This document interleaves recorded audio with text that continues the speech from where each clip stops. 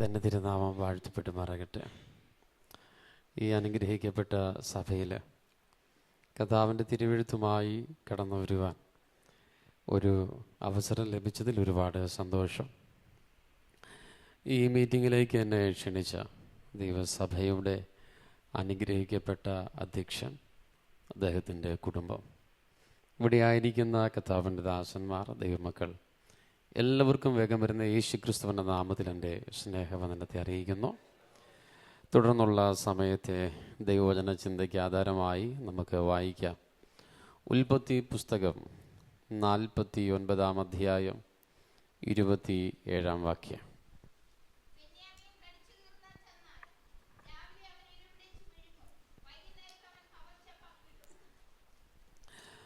കർത്താവിൻ്റെ തന്നെ തിരുനാമം വാഴ്ത്തപ്പെട്ടുമാറാകട്ടെ.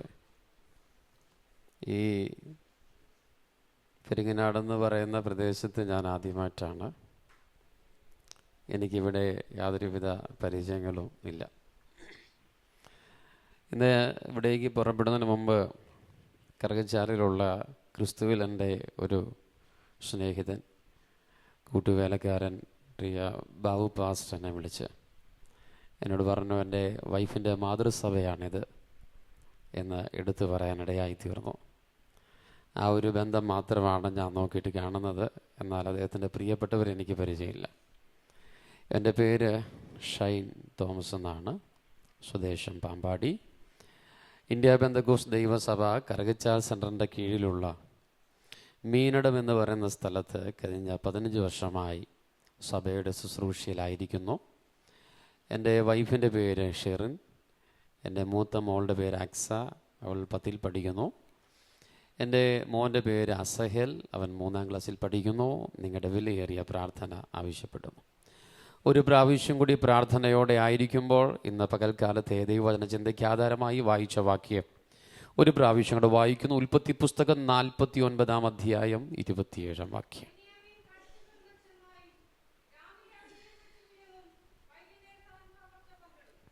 കർത്താവിൻ്റെ തന്നെ തിരുനാമം വാഴ്ത്തപ്പെടുമാറാകട്ടെ. അനുസരിക്കുന്നത് യാഗത്തെക്കാളും ശ്രദ്ധിക്കുന്നത് മുട്ടാടുകളുടെ മേധസ്സിനേക്കാളും നല്ലത്. ഇതുപോലെ നല്ല 2 കാര്യം ഇല്ലെന്നാണ് ബൈബിൾ പറയുന്നത്. അതുകൊണ്ട് നിങ്ങളുടെ ശ്രദ്ധ ഞാൻ ആവശ്യപ്പെടുകയാണ്. ഒരു സ്തോത്രം പോലും നിങ്ങൾ ഇനി പറഞ്ഞില്ലേലും ഇത് തീരുന്നത് വരെ നിങ്ങളുടെ ശ്രദ്ധ എനിക്ക് ആവശ്യമാണ്. വചനത്തിൽ വളരെ പാണ്ഡിത്യമുള്ള അഭിഷിക്തന്മാരും ദൈവജനവുമാണ് എൻ്റെ മുമ്പിലും പിറകിലുള്ളത്. അതുകൊണ്ട് തന്നെ ഞാൻ പറയുന്ന കാര്യങ്ങളെ മുൻകൂട്ടി ഗ്രഹിക്കാനുള്ളൊരു കൃപ ദൈവം തന്നിട്ടുണ്ട്. വേഗത്തിൽ തിരുവെഴുത്തിലേക്ക് പ്രാർത്ഥനയോടെ പ്രവേശിക്കുന്നു. ഉൽപ്പത്തി പുസ്തകം 49:27. ബെന്യാമിൻ കടിച്ചു കീർന്ന ചെന്ന. ഈ പകൽ യോഗം ആശീർവാദം പറയുന്ന സമയം വരെ പരിശുദ്ധാത്മാവിന് ഈ സഭയോട് ഇടപെടാനുള്ള ഒരേ ഒരു സന്ദേശം, ബെന്യാമിൻ കടിച്ചു കീർന്ന ചെന്നായ്. വിശ്വാസികളുടെ പിതാവെന്ന് അപരനാമത്തിൽ അറിയപ്പെടുന്ന അബ്രഹാമിൻ്റെ കാലം മുതൽ പഠിച്ച പിതാക്കന്മാരുടെ മേൽ ദൈവം പകർന്നിരിക്കുന്ന വാഗ്ദത്തങ്ങളും അനുഗ്രഹങ്ങളും പിതാക്കന്മാരുടെ കാലശേഷം അത് മക്കളിൽ വെളിപ്പെടേണ്ടതിന് പിതാക്കന്മാരുടെ നിര്യാണകാലം അടുക്കുമ്പോൾ ദൈവിക വാഗ്ദത്തങ്ങളും അനുഗ്രഹങ്ങളും മക്കളിലേക്ക് കൈമാറ്റം ചെയ്യുന്ന ഒരു പ്രവണത കാണാൻ കഴിയും. ഇവിടെ അബ്രഹാമിൻ്റെ കൊച്ചുമകനായിരിക്കുന്ന യാക്കോബിൻ്റെ നിര്യാണകാലം അടുത്തു. ഏത് നിമിഷം വേണമെങ്കിലും മരിക്കാമെന്ന മട്ടിൽ മരണക്കിടക്കിൽ കിടക്കുന്ന യാക്കോബ് തൻ്റെ മക്കളെ അവസാനമായി അനുഗ്രഹിക്കുന്ന ഭാഗമാണ് ഉൽപ്പത്തി പുസ്തകം. വിൽപത്രമെന്ന് നാം കേട്ടിട്ടുണ്ടെങ്കിലും യാക്കോബിൻ്റെ മരണപത്രമെന്ന അപരനാമത്തിൽ അറിയപ്പെടുന്ന പുസ്തകവും അധ്യായമാണ് ഉൽപ്പത്തി പുസ്തകം 49 അധ്യായം. ഇവിടെ മരണക്കിടക്കിൽ യാക്കോബ് തൻ്റെ മക്കളെ അനുഗ്രഹിക്കാൻ വേണ്ടി അടുക്കൽ വിളിക്കുന്നു. അവരെ അനുഗ്രഹിക്കുന്ന ഭാഗമാണ്. യാക്കോബിന് 13 മക്കളെ ദൈവം ദാനമായി കൊടുത്തിട്ടുണ്ട്. അതിൽ നിന്നും ഒരു മകളെ അടർത്തിയെടുത്ത് മാറ്റി നിർത്തിയാൽ ബാക്കി 12 ആൺമക്കളാണ്. പിൽക്കാലങ്ങളിൽ ഇവർ അറിയപ്പെട്ടത് ഇസ്രായേലിൻ്റെ ഗോത്രപിതാക്കന്മാർ എന്നാണ്. 12 ആൺമക്കളിൽ ഏറ്റവും മൂത്ത മകൻ്റെ പേര് രൂബേൻ എന്നും 12 ആൺമക്കളിൽ ഏറ്റവും ഇളയ മകൻ്റെ പേര് ഇന്ന് ഞാനിവിടെ പ്രസംഗിക്കുന്ന ബെന്യാമിൻ എന്നുമാണ്. അതിൻ്റെ മുഖവരിക്ക് വേണ്ടി 3-4 വാക്യം കൂടി ഒന്ന് വായിച്ച് നമ്മുടെ ശ്രദ്ധ ഇവിടെ കൊണ്ടുവരാം. 3-4 വാക്യം.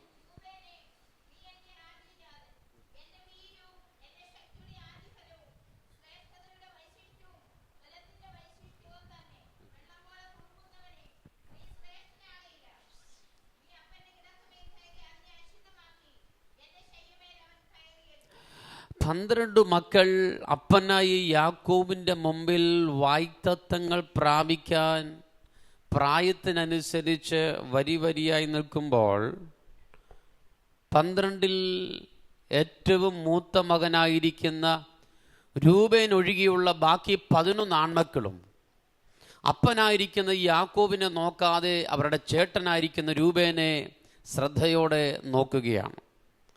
അതിന് കാരണമുണ്ട്. അന്നും ഞാൻ പ്രസംഗിക്കുന്ന ഇന്നും നാട്ടുനടപ്പനുസരിച്ച് കുടുംബത്തിലെ പിതാക്കന്മാരുടെ കാലശേഷം അടുത്ത അപ്പൻ്റെ പദവി ഏറ്റെടുക്കേണ്ടത്, അപ്പൻ്റെ അവകാശം ഏറ്റെടുക്കേണ്ടത് ആ കുടുംബത്തിലെ മൂത്ത ആൺ തലമുറയാണ്. ഇളയ 11 മക്കൾക്ക് ഒരു കാര്യം അറിയാം. ചില മണിക്കൂർ കഴിയുമ്പോൾ ഞങ്ങളുടെ അപ്പൻ മരണത്താൽ ലോകത്തോട് വിട പറയും. അപ്പൻ മരിച്ചാൽ അപ്പൻ്റെ പദവി ഏറ്റെടുക്കേണ്ടത് സ്ഥാനം കൊണ്ടും പ്രായം കൊണ്ടും അതിന് അർഹനെന്ന് പറയുന്നത് രൂബേനാണ്. അതുകൊണ്ട് ഇളയ 11 മക്കൾക്ക് ഒരു കാര്യം അറിയാം. അപ്പൻ ഞങ്ങളെ അനുഗ്രഹിച്ചാലും ഇല്ലെങ്കിലും തീർച്ചയായും ഇന്ന് രൂബേനെ അപ്പൻ അനുഗ്രഹിക്കും. ഒരനുഗ്രഹം പ്രതീക്ഷിച്ചാണ് സഭ അവിടെ നിൽക്കുന്നത്. ഇടറിയ സ്വരത്തോടെ അപ്പൻ വിളിച്ചു തുടങ്ങി, മകനെ രൂബേനെ, നീ എൻ്റെ ആദ്യജാതൻ.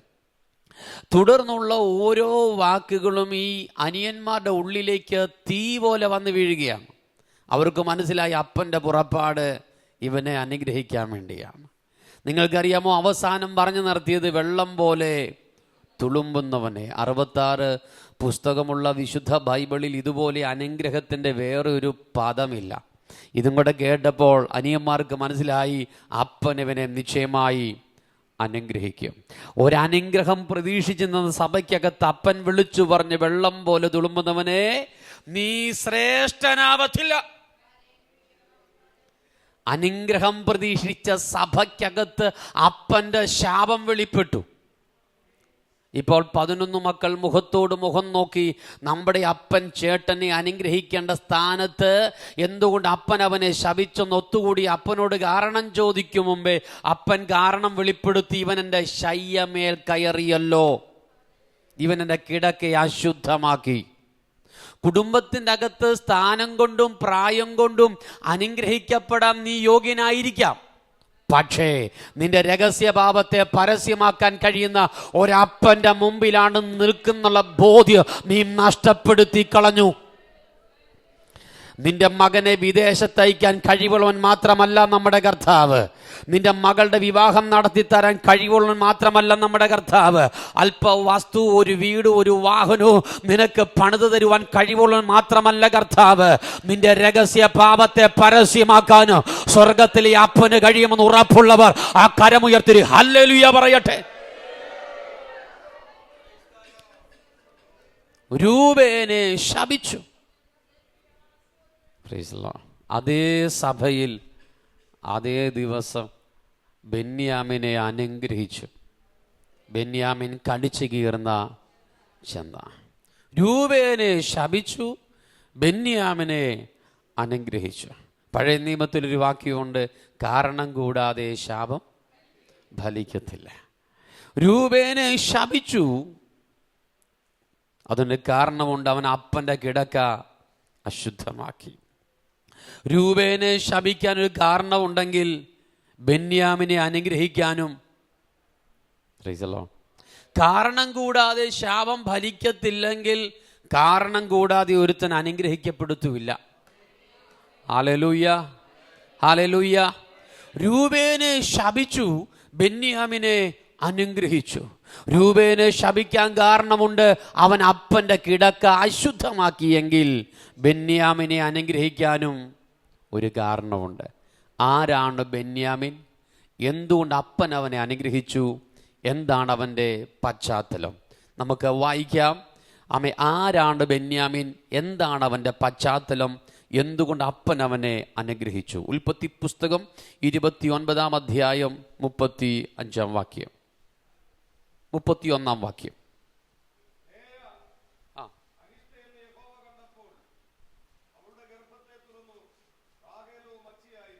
സ്തോത്രം. ലേയ അനിഷ്ട എന്ന് യഹോവ കണ്ടപ്പോൾ അവളുടെ ഗർഭത്തെ തുറന്നു, റാഹേലോ മച്ചിയായിരുന്നു. യാക്കോബിന് 13 മക്കളാണുള്ളത്. ആ 13 പേരോടും കൂടെ ചോദിക്കുക, നിങ്ങളുടെ അപ്പൻ്റെ പേരെന്താണ്? അപ്പോൾ ആ 13 പേരും കൂടെ ഒരുപോലെ പറയാണ്, ഞങ്ങളുടെ അപ്പൻ്റെ പേര് യാക്കോബ് എന്നായിരുന്നു, എന്നാൽ ഇപ്പോൾ ഇസ്രായേൽ എന്ന് വിളിക്കുക. ഇടവിടാതെ അടുത്ത ചോദ്യം ഞാൻ അവരോട് ചോദിച്ചു, അമ്മയുടെ പേരെന്താ?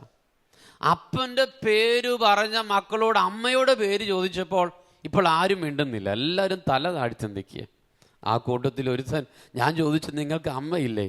അപ്പോൾ ആ കൂട്ടത്തിൽ ഒരുത്തൻ മറുപടി പറയുക, ഞങ്ങൾക്ക് അമ്മയില്ല, പിന്നെയോ അമ്മമാരേ ഉള്ളൂ. റാഹേൽ, ലേയ, ശിൽപ, ബിൽഹ. റാഹേൽ, ലേയ, ശിൽപ, ബിൽഹ. ഈ 4 അമ്മമാരും യാക്കോബ് എന്നൊരു അപ്പനും കൂടെ കൂടുന്നതാണ് ഞങ്ങളുടെ രക്ഷകർത്താക്കൾ. അപ്പൻ ഒന്നായതുകൊണ്ട് ഐക്യതയുണ്ടായിരുന്നു, അമ്മ ഒന്നല്ലാത്തത് കൊണ്ടും 4 പേരുള്ളത് കൊണ്ടും ഒരൈക്യത കുറവ് ആ കുടുംബത്തിലുണ്ട്. Price the Lord.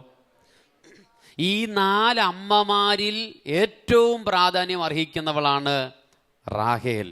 റാഹേലിന് ദൈവം കൊടുത്ത 2 മക്കളിൽ മൂത്തവൻ്റെ പേര് യോസേഫ്, ഇളയവൻ്റെ പേര് അവൻ്റെ അനുജനായ ഞാൻ പ്രസംഗിക്കാൻ പോകുന്ന ബെന്യാമിൻ എന്ന പേര്. ബെന്യാമിൻ്റെ അമ്മയെക്കുറിച്ചാണ് ഇപ്പോൾ വായിച്ചത്. ലേയ അനിഷ്ട എന്ന യഹോവ കണ്ടപ്പോൾ അവളുടെ ഗർഭത്തെ തുറന്നു, റാഹേലോ മച്ചിയായിരുന്നു. ബെന്യാമിൻ്റെ അമ്മയായ റാഹേൽ ആരായിരുന്നു? മച്ചിയായിരുന്നു. വാക്കിൻ്റെ അർത്ഥം മക്കളില്ലാത്തവൾ എന്നല്ല. വിധവയെന്ന് പറഞ്ഞ ഭർത്താവ് ഇല്ലാത്തവൾ എന്നല്ല അതിൻ്റെ അർത്ഥം. ഭർത്താവ് ഉണ്ടായിരുന്നു, ആ ഭർത്താവ് മരിക്കുമ്പോഴാണ് അവൾ വിധവയായി മാറുന്നത് എന്ന് പറഞ്ഞതുപോലെ മച്ചി എന്ന് പറഞ്ഞാൽ മക്കളില്ലാത്തവൾ എന്നല്ല അതിൻ്റെ അർത്ഥം.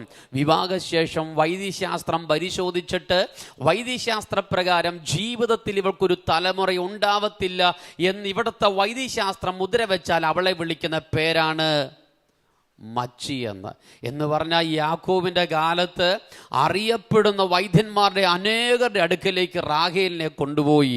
എല്ലാ വൈദ്യന്മാരും പരിശോധിച്ചിട്ട് യാക്കോബിനോട് പറയുന്നു, ക്ഷമിക്കണം, ജീവിതത്തിൽ നിന്റെ ഭാര്യ നിനക്കൊരു തലമുറയെ തരത്തില്ല. അന്ന് അവളെ വിളിച്ചതാണ് മച്ചി എന്ന്. ഒരു തലമുറ ഉണ്ടാവത്തില്ലെന്ന് വൈദ്യശാസ്ത്രം പറഞ്ഞ വീട്ടിൽ ദൈവത്താൽ വെളിപ്പെട്ടു വന്ന വായ്ത്തത്ത സന്തതിയാണ് ഞാൻ പ്രസംഗിക്കാൻ പോകുന്ന ബെന്യാമിൻ. ഇന്ന് പകൽക്കാലം തിരിച്ചറിയണം പ്രിയപ്പെട്ടവരെ, വൈദ്യശാസ്ത്രം നിന്നോട് എന്തു പറഞ്ഞു എന്നുള്ളതിന് കാത് കൊടുക്കണ്ടെന്ന് ഞാൻ പ്രസംഗിക്കത്തില്ല. പക്ഷേ അതിനേക്കാൾ അപ്പുറമായി ദൈവം നിന്നോട് വായ്ത്തത്തം പറഞ്ഞിട്ടുണ്ടെങ്കിൽ വൈദ്യശാസ്ത്രത്തിന് കഴിയാത്തത് എൻ്റെ ദൈവത്തിന് കഴിയുമെന്ന് ഉറപ്പുള്ളവർ ഇന്ന് പകൽ ദൈവത്തിന് മഹത്വം കൊടുക്കട്ടെ. ഹല്ലേലൂയ. ആരാണ് ബെന്യാമിൻ? ഒന്നാമത്തെ പ്രത്യേകത, ജനിക്കത്തില്ലെന്ന് വൈദ്യശാസ്ത്രം പറഞ്ഞ വീട്ടിൽ ജനിച്ചു. രണ്ടാമത്തെ പ്രത്യേകത, ഉൽപ്പത്തി പുസ്തകം 35 അധ്യായം 9, 10, 18 വാക്യം.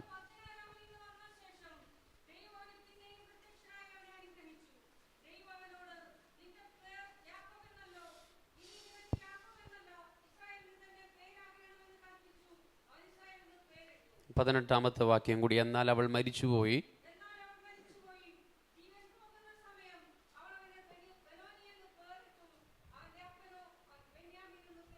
സ്തോത്രം. ഒന്ന്, ജനിക്കത്തില്ലെന്ന് വൈദ്യശാസ്ത്രം പറഞ്ഞ വീട്ടിൽ ജനിച്ചു. രണ്ടാമത്തെ പ്രത്യേകത, യാക്കോബ് പദ്ദൻഅരാമിൽ നിന്ന് വന്ന ശേഷം ദൈവം അവനെ പിന്നെയും പ്രത്യക്ഷനായി.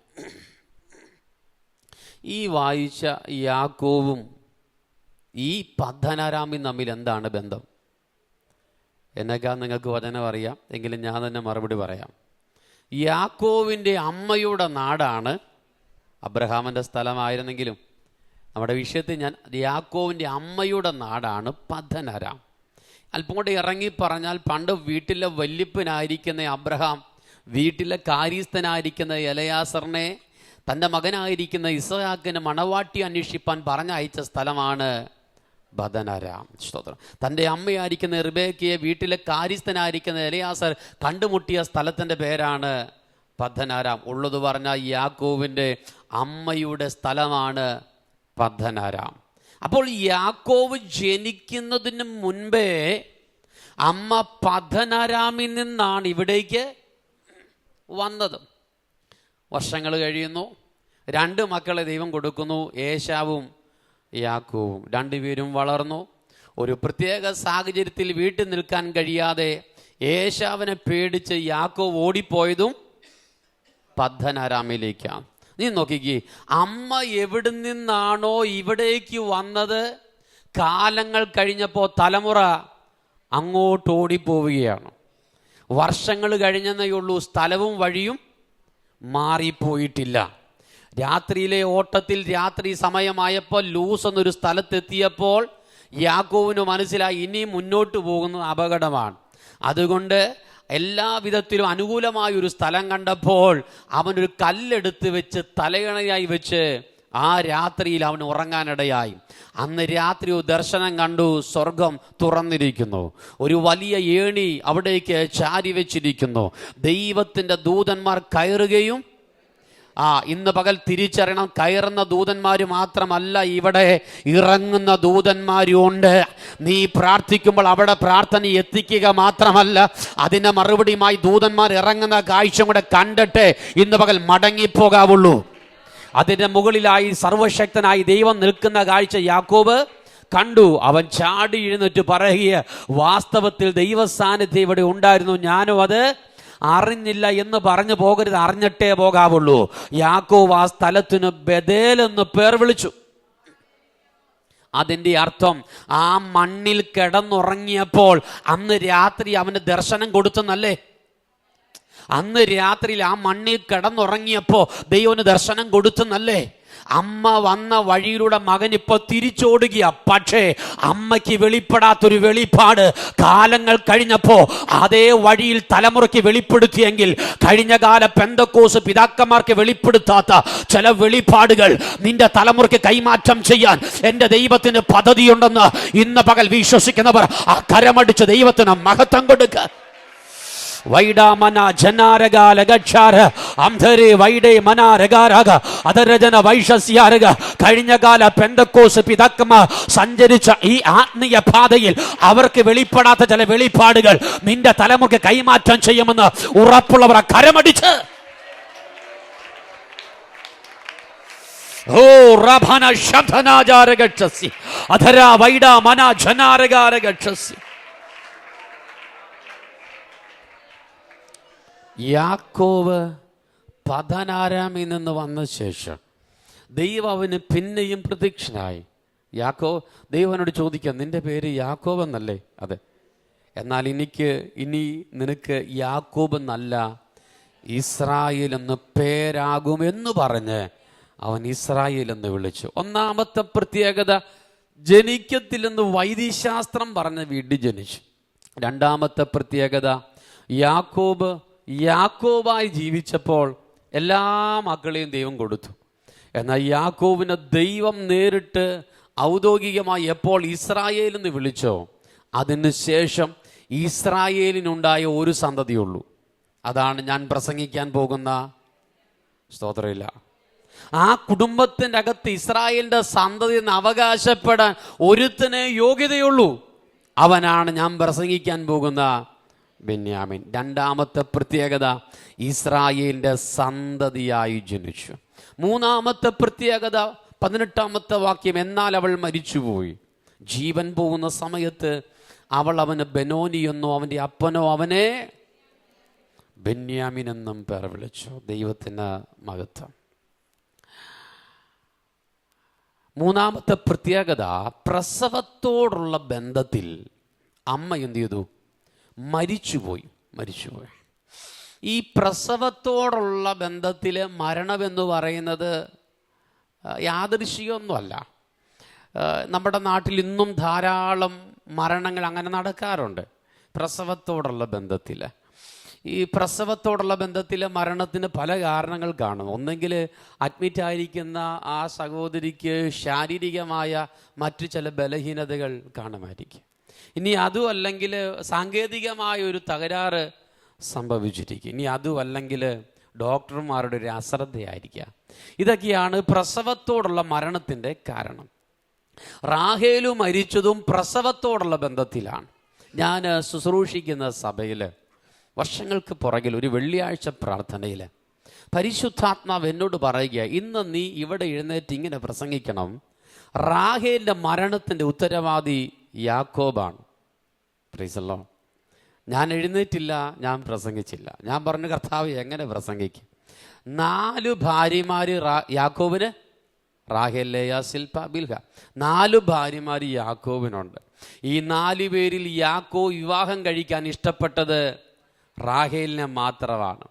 ഈ റാഹേൽ, 4 പേരിൽ യാക്കോബ് ഇത്രത്തോളം ഇഷ്ടപ്പെടുന്ന ഈ റാഹേൽ മരിക്കാൻ യാക്കോബ് ഒരു മുഖാന്തരമാകുമോ? ഇല്ല. എന്നാലും കർത്താവ് പറയാ, എഴുന്നേറ്റ് പ്രസംഗിക്ക്, റാഹേലിൻ്റെ മരണത്തിൻ്റെ ഉത്തരവാദി യാക്കോബാണ്. എഴുന്നേറ്റപ്പോൾ പരിശുദ്ധാത്മാവിനോട് പറയും, ഇങ്ങനെ പ്രസംഗിക്കണം. പണ്ട് അമ്മായിപ്പനായിരിക്കുന്ന ലാബാന്റെ വീട്ടിൽ നിന്ന് യാക്കോബ് ഭാര്യമാരെയും മക്കളെയും വിളിച്ചിറക്കി പുറത്തിറങ്ങി. 7-ാമത്തെ ദിവസം ലാബാൻ അവരെ വഴിയിൽ തടഞ്ഞു നിർത്തി.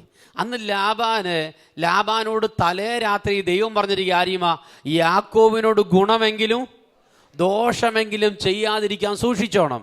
ഞാൻ ചോദിച്ചു, കർത്താവേ, ദോഷം ചെയ്യണ്ടെന്ന് പറഞ്ഞു, എന്തിനാ ഈ ഗുണം ചെയ്യേണ്ടെന്നും കൂടെ പറഞ്ഞേ?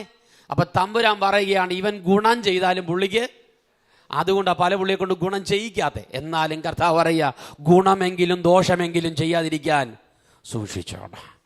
ലാബാൻ പറയും, എൻ്റെ വീട്ടിൽ നിന്ന് നീ പുറത്തു വന്നല്ലോ, എൻ്റെ വീട്ടിൽ ഞാൻ എടുത്തു വെച്ച ഗ്രഹബിംബം മോഷ്ടിക്കപ്പെട്ടിട്ടുണ്ട്. അത് നിന്റെ കൂട്ടത്തിലാരോ നീ എടുത്തെന്ന് ലാബാൻ പറഞ്ഞോ? ഇല്ല. കാരണം അങ്ങനെ പറയില്ല. കാരണം 20 വർഷം നീ എൻ്റെ കൂടെ നിന്നപ്പോൾ നിന്റെ കൂടെ യഹോവയുണ്ടെന്ന് ഞാൻ കണ്ടതാണ്. അതുകൊണ്ട് നീ ആ പണി ചെയ്യത്തില്ല. പക്ഷെ നിന്റെ കൂടെയുള്ളവർ മോഷ്ടിച്ചു. ഇത്ര ഉറപ്പോടെ യാക്കോവിനെ നോക്കി നിന്റെ കൂടെയുള്ളവർ ഇത് മോഷ്ടിച്ചെന്ന് പറയണമെങ്കിൽ യാക്കോവിൻ്റെ കൂടെയുള്ളത് ലാബാന്റെ ആരാണ്?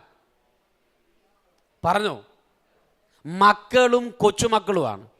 വീട്ടിൽ നിന്നൊരു വസ്തു മോഷണം പോയപ്പോൾ അപ്പൻ നേരെ ഓടി വന്നത് മക്കളുടെ അടുക്കലേക്കാണ്. നമ്മൾ ചിലപ്പോഴൊക്കെ അഭിമാനത്തോട് പറയത്തില്ലേ, ഞാൻ എൻ്റെ പിള്ളേരെ ഞാൻ അങ്ങനെയാ പിള്ളേരെ വളർത്തിയെന്ന് പറയത്തില്ലേ എന്ന് പറഞ്ഞതുപോലെ ഒരു ദുരഭിമാനം പറയാൻ പുള്ളിക്കൊണ്ട്.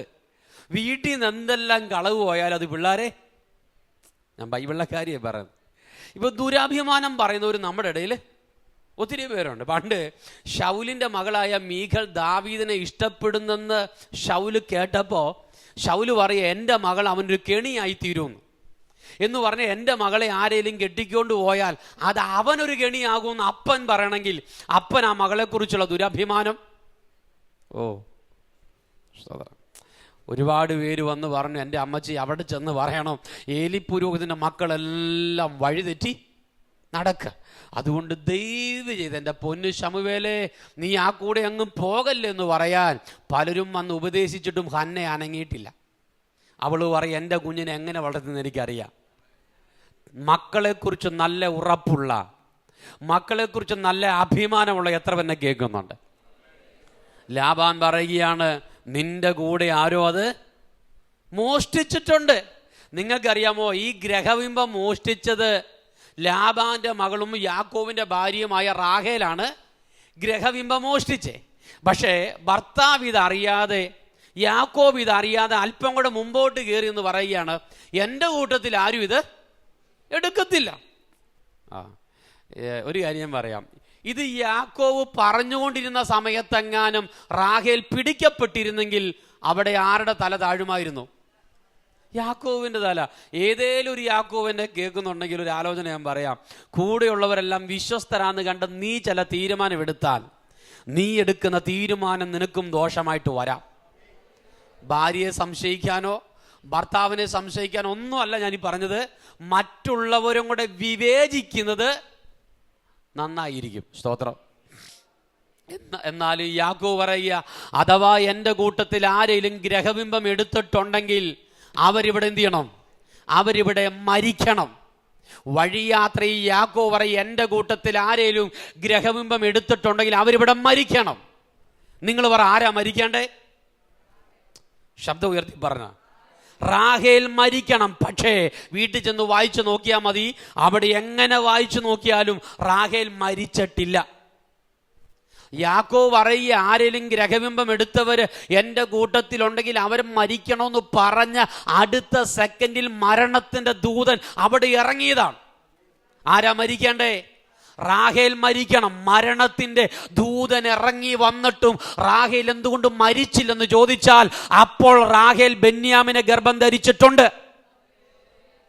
Price the lord, praise the lord. ബെന്യാമിൻ എന്ന് പറഞ്ഞാൽ വായ്ത്തത്ത സന്തതിയാണ്. പുറത്തു മരണം ഇറങ്ങി നിന്നിട്ടും ആ മരണത്തിലേക്ക് റാഹേലിനെ വിട്ടുകൊടുക്കാഞ്ഞത് അവളുടെ കഴിവ് കൊണ്ടൊന്നുമല്ല, അകത്തിയേറിയ വായ്ത്തത്വം കൊണ്ടാണെന്ന് ഇന്ന് പകൽ എത്ര തിരിച്ചറിയുന്നുണ്ട്? റാഹേല്, നീ അന്നേ മരിക്കേണ്ടതാ. വഴിയിൽ മരണം ഇറങ്ങി വന്നിട്ടോ ഇന്നും നീ ശേഷിച്ചിരിക്കുന്നത് നിന്റെ കഴിവല്ല കേട്ടോ, അകത്തിയേറിയ വായ്ത്തത്വമാണെന്ന് ഉറപ്പുള്ളവർ. ഓ റാഭാന ശംഭന വൈഡാമന ജനാരക ഒന്നല്ല ഒട്ടനവധി പ്രാവശ്യം നിന്റെ മുമ്പിൽ മരണം ഇറങ്ങി വന്നിട്ട് ആ മരണത്തിലേക്ക് നിന്നെയോ നിന്റെ പ്രിയപ്പെട്ടവരെയോ നിന്റെ മക്കളെയോ വിട്ടുകൊടുക്കാഞ്ഞത് നിന്റെ കഴിവാണെന്ന് പറയരുത്, അകത്ത് കയറിയ വായ്ത്തത്വമാണെന്ന് ഉറപ്പുള്ളവർ കരമടിച്ചാരാധിക്കട്ടെ. പോരാ പോരാ പോരാ പോരാ. അന്യഭാഷ അടയാളമായി പ്രാപിച്ച് അഭിഷേകം പ്രാപിച്ച ദൈവമക്കൾ അധരം തുറന്ന് അന്യഭാഷയിൽ ഓ റഭാന ശംധനെ വൈഡേ മന ജന രഗ രഗച്ച അതരജന വൈഡ മന പോരാ പോരാ പോരാ പോരാ പോരാ പോരാ പോരാ അധര വൈഡ മന ജന രഗ രഗ അന്ധേ രഗജ രഗക്ഷ രഗ. നീ അന്നേ മരിക്കേണ്ടവളാണ്, നീ അന്നേ മരിക്കേണ്ടവനാണ്. എന്നാൽ ഇന്ന് നീ ശേഷിച്ചത് നിന്റെ കഴിവല്ല, അകത്തിയേറിയ വായ്ത്തത്വമാണ്.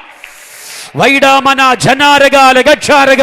ഒരു ടർപ്പ വലിച്ചു കെട്ടി വിലാപത്തോടെ ഡെഡ് ബോഡി സ്വീകരിക്കണ്ട നിന്റെ ഭവനത്തിനകത്ത് ഇന്ന് നീ ശേഷിച്ചത് കഴിവാണെന്ന് പറയരുത്.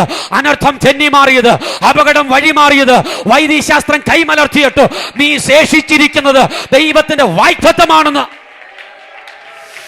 പോരാ പോരാ പോരാ പോരാ. എത്ര പേർ വിശ്വസിക്കുന്നു? അധരജന വൈഡ മന ജനാരക. വഴിയിൽ മരണമിറങ്ങിയിട്ട് ആ മരണത്തിലേക്ക് വിട്ടുകൊടുക്കാഞ്ഞത് ദൈവത്തിന്റെ വായ്ത്തത്വമാണെന്ന് ഉറപ്പുള്ളവർ കരമടിച്ച്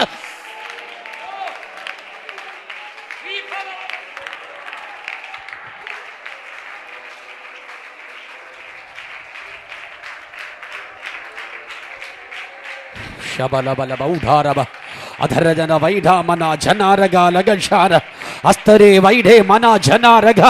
എത്രയോ സന്ദർഭങ്ങളിൽ ഫോൺ വിളിക്കുമ്പോൾ പറഞ്ഞിട്ടില്ലേ, മമ്മി അപകടം മാറിപ്പോയി, പപ്പ അപകടം മാറിപ്പോയി. നമ്മുടെ പ്രിയപ്പെട്ടവർ പറഞ്ഞിട്ടില്ലേ, ഇന്ന് നിന്റെ തലമുറ ശേഷിച്ചത്, അനർത്ഥം മാറിപ്പോയത്, അപകടം മാറിപ്പോയത് അകത്തിയേറിയ വായ്ത്തത്വമാണെന്ന് പരിശുദ്ധാത്മാവ് ശക്തമായി. ഓ റാഭ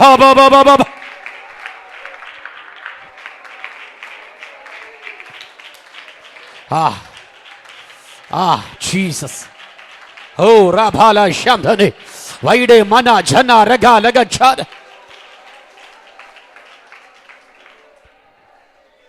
പ്രൈസ് ദി ലോർഡ്.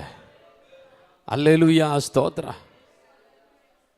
ജനിക്കത്തില്ലെന്ന് വൈദ്യശാസ്ത്രം പറഞ്ഞ വീട്ടിൽ ജനിച്ചു.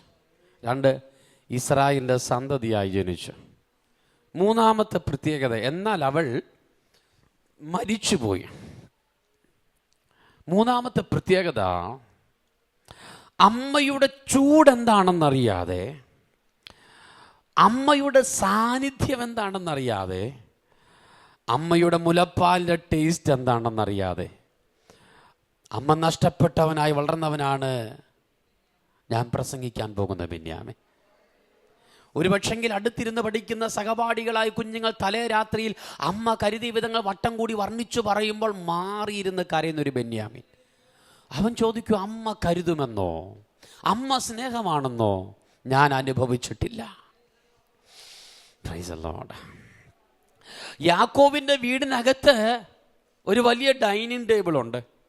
ഭക്ഷണത്തിൻ്റെ സമയമാകുമ്പോൾ നിങ്ങൾക്കറിയാമോ, രണ്ട് കസേരകൾ ഇങ്ങനെ ഒറ്റപ്പെട്ട് കിടക്കുക. ഭക്ഷണത്തിൻ്റെ സമയമാകുമ്പോൾ 13 കുഞ്ഞുങ്ങൾ ഓടി വരും. രണ്ട് കസേര ഒറ്റപ്പെട്ട് കിടക്കുക. അതിലൊന്നിൽ അമ്മ നഷ്ടപ്പെട്ട യോസഫ്, മറ്റൊന്നിൽ അവൻ്റെ അനുജനായ ഞാൻ പ്രസംഗിക്കാൻ പോകുന്ന ബെന്യാമിന്. വേണമെങ്കിൽ കഴിക്കുന്നുള്ള മനോഭാവത്തോടെ 2 പ്ലേറ്റ് അങ്ങോട്ട് തള്ളിവിട്ടിട്ടുണ്ട്. അടുത്തിരിക്കുന്ന കുഞ്ഞുങ്ങൾ മതി എന്ന് പറഞ്ഞ് ആഹാരം ബാക്കി വെക്കുമ്പോൾ, അമ്മമാർ നിർബന്ധിച്ചു കൊടുക്കുമ്പോൾ, അമ്മയുടെ പരിചരണം കിട്ടാത്ത 2 കുഞ്ഞുങ്ങൾ, ഇളം പ്രായത്തിലെ ബെന്യാമിൻ്റെ കണ്ണുകൾ അവിടെ വെച്ച് നിറയാൻ തുടങ്ങി. ബെന്യാമിൻ കരയുന്നു എന്ന് മനസ്സിലായപ്പോൾ അവൻ്റെ ചേട്ടനായി യോസഫ് അവൻ്റെ കരത്തിൽ മുറുകെ പിടിച്ചിങ്ങനെ പറഞ്ഞു, കുഞ്ഞെ നീ കരയരുത്, അമ്മ നമുക്കില്ലേലും ഇസ്രായേലിൻ്റെ ദൈവം നമ്മോട് കൂടെയുണ്ട്. നേരം രാത്രിയായി. എല്ലാ മുറികളിലും അമ്മമാർ കുഞ്ഞുങ്ങളെ ഉറക്കി ശാന്തരാക്കി. ഇവിടെ ഇവനെ ഉറക്കിയിട്ട് വേണം എനിക്കൊന്ന് കണ്ണടയ്ക്കാമെന്ന് പറഞ്ഞുകൊണ്ട് ഇളം പ്രായത്തിലെ യോസഫ് ബെന്യാമിനെ ഉറക്കാൻ വേണ്ടി പാടുപെടുകയാണ്. അമ്മയുടെ ചൂട് കിട്ടാത്ത ബെന്യാമിൻ യോസഫിന്റെ തോളിൽ കിടന്ന് കരയാൻ തുടങ്ങി. ബെന്യാമിന്റെ കരച്ചിൽ അരോചകമായി മാറിയപ്പോ അടുത്ത മുറിയിൽ നിന്ന് സ്ത്രീകൾ വിളിച്ചു പറഞ്ഞു, ഓ അതിനോട് നീ മിണ്ടാതിരിക്കാൻ പറ. രാത്രിയെന്നോ പകലെന്നോ വ്യത്യാസമില്ലാതെ നിന്ദകളും പരിഹാസങ്ങളും അലയടിക്കുമ്പോ യോസഫ് അവനെ ചേർത്ത് പിടിച്ചു പറഞ്ഞു, കുഞ്ഞെ നീ കരയരുത്, അമ്മ നമുക്കില്ലേലും ഇസ്രായേലിന്റെ ദൈവം നമ്മോട് കൂടെയുണ്ട്. ജനിക്കത്തില്ലെന്ന് വൈദ്യശാസ്ത്രം പറഞ്ഞ വീട്ടിൽ ഇസ്രായേലിൻ്റെ സന്തതിയായി അമ്മ നഷ്ടപ്പെട്ടവനായി വളർന്നവനാണ് ബെന്യാമിൻ. ഒരു ദിവസം എന്തോ ഇങ്ങനെ അപ്പനുമായി ബെന്യാമിൻ സംസാരിച്ചുകൊണ്ടിരിക്കുകയാണ്. അപ്പൊ ദൂരെ നിന്ന് അവൻ്റെ ചേട്ടന്മാർ ഓടി വരുന്നൊരു കാഴ്ച കണ്ടു. വരവിൽ അപ്പന് മനസ്സിലായി എന്തോ ചില പ്രശ്നം അതിനകത്തുണ്ട്. ഓടി ഇങ്ങോട്ട് വന്നപ്പോൾ ആമേ സ്തോത്രം, കൂട്ടത്തിൽ ഏറ്റവും മൂത്ത രൂപേനാണ് മുമ്പിൽ ഓടുന്നേ. അപ്പൻ ചോദിച്ചു, എന്താ മക്കൾ ഇങ്ങനെ ഓടി വരുന്നേ? രൂപൻ പറഞ്ഞു, അപ്പാ നിന്റെ ഇളയ മകനായിരിക്കുന്ന യോസഫിനെ, ഇത് ഒറിജിനൽ അല്ല കേട്ടോ, നിന്റെ ഇളയ മകനായിരിക്കുന്ന യോസഫിനെ ഒരു കാട്ടുമൃഗം വലിച്ചു കീറി അവൻ്റെ രക്തം പുരണ്ട തുണിയായി കാണുന്നേ. പ്രിയപ്പെട്ടവരെ, മറ്റുള്ള സഹോദരന്മാർ കണ്ണുനീർ അഭിനയിച്ച് കാണിക്കുമ്പോൾ ബെന്യാമിന് അഭിനയിക്കാൻ കഴിയത്തില്ല. കാരണം കഴിഞ്ഞ രാത്രി വരെ ഒരമ്മയുടെ സ്ഥാനമായിരുന്നു യോസഫിന്. ഇളം പ്രായത്തിലെ ബെന്യാമിൻ ഈ കാഴ്ച കൂടെ കണ്ടപ്പോൾ അവിടെ താണിരുന്നു. ഒരു പക്ഷേ 2 കൈകൾ കൂടി തലയിലേക്ക് വെച്ചിട്ട് ഇങ്ങനെ ചോദിച്ചു കാണി, എൻ്റെ കർത്താവേ, എൻ്റെ സഹോദരന്മാർ ഇവിടെ സുഖമായി ജീവിക്കുമ്പോൾ, എൻ്റെ രക്തബന്ധങ്ങൾ സുഖമായി ജീവിക്കുമ്പോൾ, എൻ്റെ സമപ്രായക്കാർ ഇവിടെ സുഖമായി ജീവിക്കുമ്പോൾ അവരുടെ തലയിൽ വെക്കാത്ത ഭാരം എന്താ കർത്താവേ നീ എൻ്റെ തലയിൽ മാത്രം കൊണ്ടിടുന്നേ? മറ്റാരും ചുമക്കാത്ത ഭാരം ദൈവം നിന്റെ തലയിൽ വെച്ചിട്ടുണ്ടോ? നിന്റെ സഹോദരന്മാർ ചുമക്കാത്തൊരു ഭാരം ദൈവം നിന്റെ തലയിൽ വെച്ചിട്ടുണ്ടോ? നിന്റെ കൂടപ്പിറപ്പ് ചുമക്കാത്തൊരു ഭാരം ദൈവം നിന്റെ തലയിൽ വെച്ചിട്ടുണ്ടോ? മറ്റാരും ചുമക്കാത്തൊരു ഭാരം ദൈവം നിന്റെ തലയിൽ വെച്ചിട്ടുണ്ടെങ്കിൽ മറ്റാരെയും ഏൽപ്പിക്കാത്ത ചിലത് നിന്നെ ഏൽപ്പിക്കാം ദൈവത്തിന് പദ്ധതിയുണ്ടെന്ന്.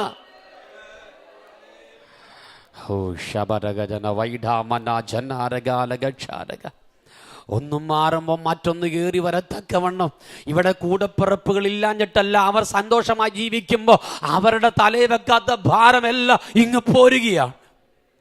കർത്താവ് പറയാം, മറ്റാരുടെയും തലയിൽ വെക്കാത്തൊരു ഭാരം നിന്റെ തല ഞാൻ വെച്ചിട്ടുണ്ടെങ്കിൽ മറ്റാരെയും ഏൽപ്പിക്കാത്ത ചിലത് നിന്നെ ഏൽപ്പിക്കാൻ അച്ഛാ വിശ്വസിക്കുന്നുണ്ട്. അച്ഛാ, ദൈവത്തിൻ്റെ പദ്ധതിയുണ്ട്. Price the Lord. നിങ്ങളുടെ ചെറുപ്രായത്തെ എനിക്കറിയത്തില്ല, പരിശുദ്ധമനോട് പ്രവചിക്കാൻ പറയുന്നു, കഴിഞ്ഞ കാലങ്ങളിൽ മറ്റാരും ചുമക്കാത്ത ചില ഭാരങ്ങൾ ദൈവം നിന്റെ തലയിൽ വെച്ചിട്ടുണ്ട്. എന്നാൽ ആരും ചുമക്കാത്തൊരു ഭാരം നീ ചുമന്നിട്ടുണ്ടെങ്കിൽ അവരെ ഏൽപ്പിക്കാത്ത ചിലത് നിന്നെ ഏൽപ്പിക്കാൻ രക്തത്താജയമെടുക്കുന്നു. ജനിക്കത്തില്ലെന്ന് വൈദ്യശാസ്ത്രം പറഞ്ഞ വീട്ടിൽ ജനിച്ചു. ഇസ്രായേലിന്റെ സന്തതിയായി ജനിച്ചു. അമ്മ നഷ്ടപ്പെട്ടവനായി വളർന്നു. കൂടപ്പിറപ്പിൻ്റെ രക്തം നന്നാ ചെറുപ്പത്തിൽ അവൻ കണ്ടു. ഒരു വാക്യം കൊണ്ട് വായിച്ച് പശ്ചാത്തലം നമുക്കിവിടെ അവസാനിപ്പിക്കാം. ഉൽപ്പത്തി പുസ്തകം 43-ാം അധ്യായം 34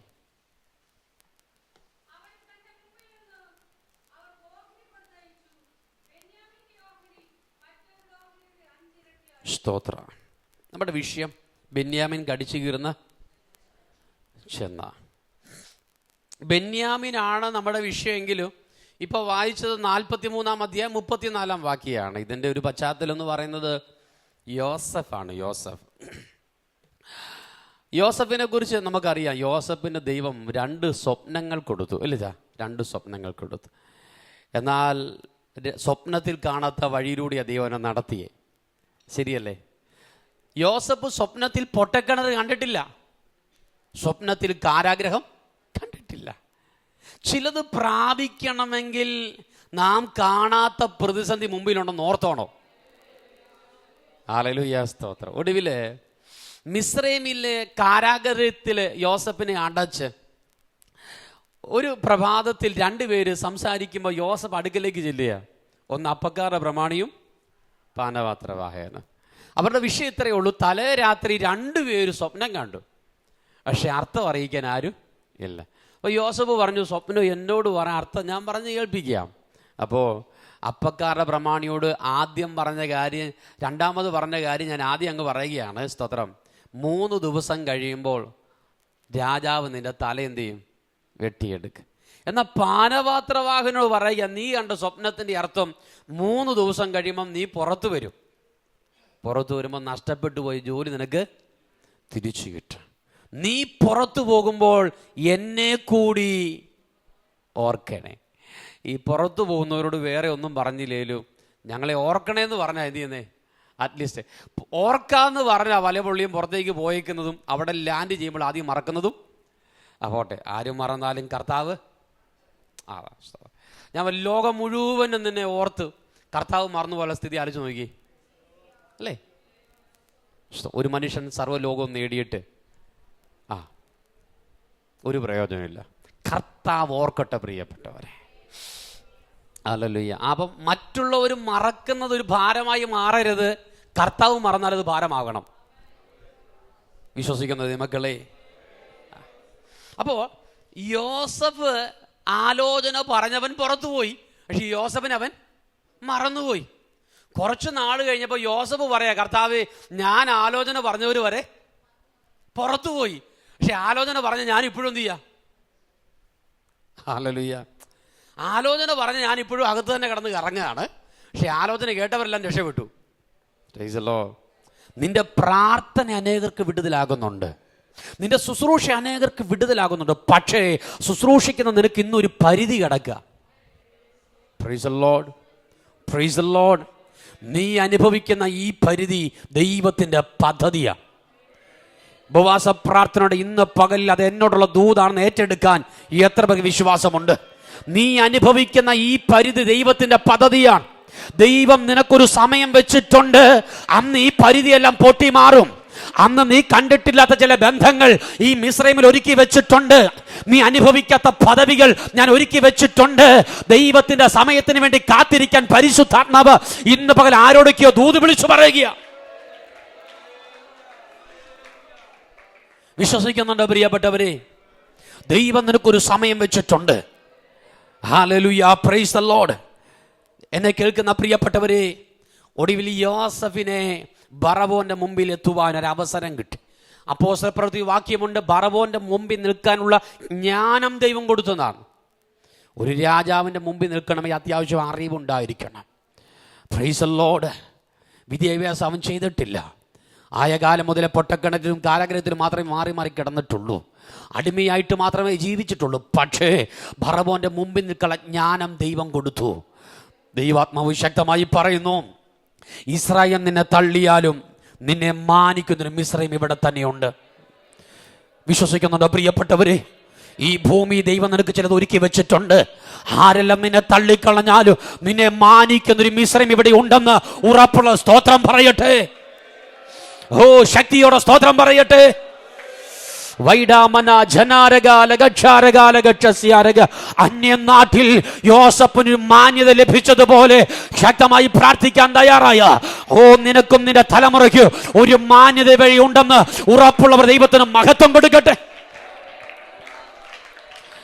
റിഖന വൈഡാമന ജനാരക അന്ധരെ രിഗബല ബൗഢാര ഭക്ഷാരക അസ്തരാജാര വൈഡാമന ജനാരകാരകക്ഷസ്യാരക അന്ധേരഗജാര വൈഡമനയാരകക്ഷസ്യാരക. അരാമിയർ കവർച്ചപ്പടയായി വന്നപ്പോ ഇസ്രായേലിൽ നിന്ന് ഒരു പെൺകുട്ടിയെ പിടിച്ചു കൊണ്ടുപോയി നയമാന്റെ ഭാര്യയ്ക്ക് അവളെ വേല ചെയ്യാൻ ആക്കി വെച്ചു. എന്നാൽ വചനം ഇങ്ങനെ പറയുന്നു, അവളാണ് പറഞ്ഞത്, ആന്റി അച്ചായനോട് പറ യെരൂശലേമിലേക്ക് ചെന്നാൽ അവന്റെ കുഷ്ഠരോഗത്തെ മാറ്റുന്നൊരു ദൈവം അവിടെ ഉണ്ട്. പരിശുദ്ധമായി ശക്തമായി പറയുന്നു, അവളെ പിടിച്ചുകൊണ്ട് പോയിട്ട് നാളിതുവരെയായി അവളുടെ അപ്പനാവട്ടെ അമ്മയാവട്ടെ കൂടപ്പറപ്പാവട്ടെ ഇസ്രായേൽ ഒരു വ്യക്തി പോലും അവനെ അന്വേഷിച്ചു വന്നിട്ടില്ല. അതിൻ്റെ അർത്ഥം അവളുടെ നഷ്ടം കുടുംബത്തിനൊരു വേദനയല്ല. അന്യനാട്ടിൽ ഏതോ നല്ല കുടുംബത്തിൽ ജനിച്ചു വളർന്നവൾ അന്യനാട്ടിൽ ഒരു വേലക്കാരിയെ പോലെ അകപ്പതിച്ചു പോയിട്ടും അവിടെ അവളെ കർത്താവിനെ വിട്ട് കളഞ്ഞിട്ടില്ല. അവളവിടെ കർത്താവിനെ പ്രസംഗിപ്പാനിടയായി. ഒറ്റ വാക്ക് ഞാൻ പറയാ, അവളുടെ വാക്ക് കേട്ട് ഇറങ്ങിത്തിരിച്ച നയമാൻ യോർദാനിൽ മുങ്ങിപ്പൊങ്ങി സൗഖ്യം പ്രാപിച്ച് മടങ്ങി വരുമ്പോ അവളുടെ പേര് മാറും, അവളുടെ പദവി മാറും. അന്യനാട്ടിൽ നിനക്കൊരു മാന്യതയുണ്ടെന്ന് പരിശുദ്ധ ശക്തമായി പറയുന്നു. ജാതികളുടെ നടുവിൽ നീ എന്നെ പ്രസംഗിക്കും. അധരാ വൈഡാ മന ജനാരക. ജാതികളുടെ നടുവിൽ നീ എന്നെ ഉയർത്തുമെന്ന് ആത്മാവ് ശക്തമായി പറയുന്നു. Hallelujah, price the lord. Hallelujah, price the Lord. Israel നിന്നെ തള്ളിക്കളഞ്ഞാലും നിന്നെ മാനിക്കുന്നൊരു മിസ്രയമുണ്ട് കേട്ടോ. വിശ്വസിക്കുന്നുണ്ടോ പ്രിയപ്പെട്ടവരെ? അതുകൊണ്ടാണ് എലീശയ്ക്ക് നയമാൻ പാരിതോഷികം കൊടുത്തിട്ട് ഒരു രൂപ പോലും അവൻ മേടിച്ചില്ല. അവൻ പറയുന്നു, യഹോവ പറഞ്ഞു വേണ്ട പുക്കോളെ എന്ന് പറഞ്ഞ അവനറിയാം ഇതിനുള്ള യോഗ്യത മറ്റൊരാൾക്ക്. അവൻ സൗഖ്യത്തോടെ മടങ്ങി വരുമ്പോൾ ആ വീട്ടിൽ അവിടെ വസ്ത്രധാരണം മാറും, അവിടെ നിലപാട് മാറും, അവിടെ പദവി മാറും. ഇന്ന് പകൽക്കാലം തിരിച്ചറിയണം, അന്യനാട്ടിൽ നിന്റെ തലമുറയെ മാനിക്കുമെന്ന് ഉറപ്പുള്ള സ്തോത്രം പറ.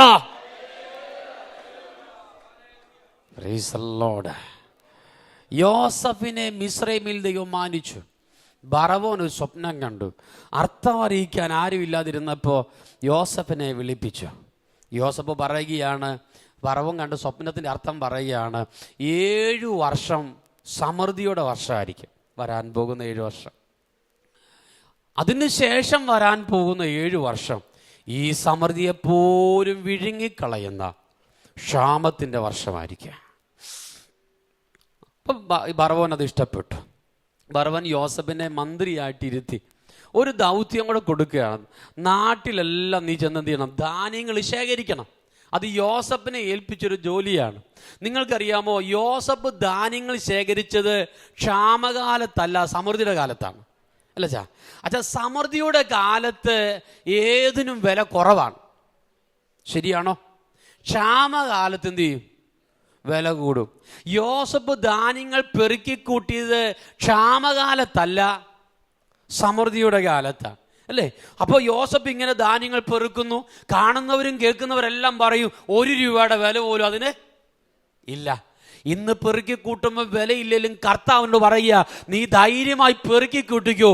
ഇന്ന് ഇതിന് വിലയില്ലേലും ഇതിന് വില വരുന്നൊരു ക്ഷാമം പുറകെ വരുന്നുണ്ട്.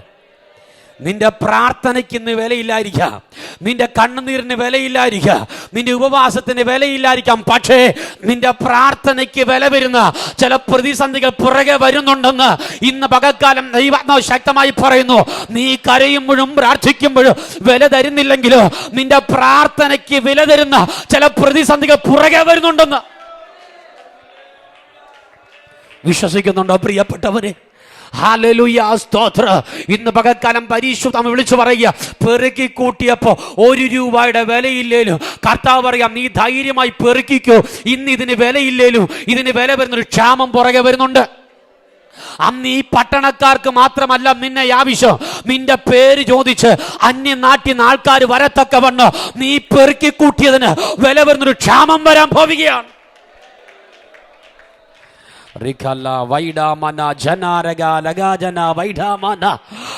അമ്മച്ചി പരിശുദ്ധാത്മാവ് എന്നോട് പറയാൻ പറയുന്നു, ഹല്ലേലൂയ, ദാവീദിനെ എവിടെ പരിചയപ്പെടുത്തിയാലും, ദാവീദ് പറയുക അപ്പൻ ഇന്നലെ തുടങ്ങിയതൊന്നുമല്ല, എവിടെ പരിചയപ്പെടുത്തിയാലും അപ്പൻ പറയുക ഞാൻ വേറൊരു ഇടയൻ, ഇനി ഒരുത്തനും കൂടെ ഉണ്ട് അവൻ കാട്ടിൽ ആടിനെ.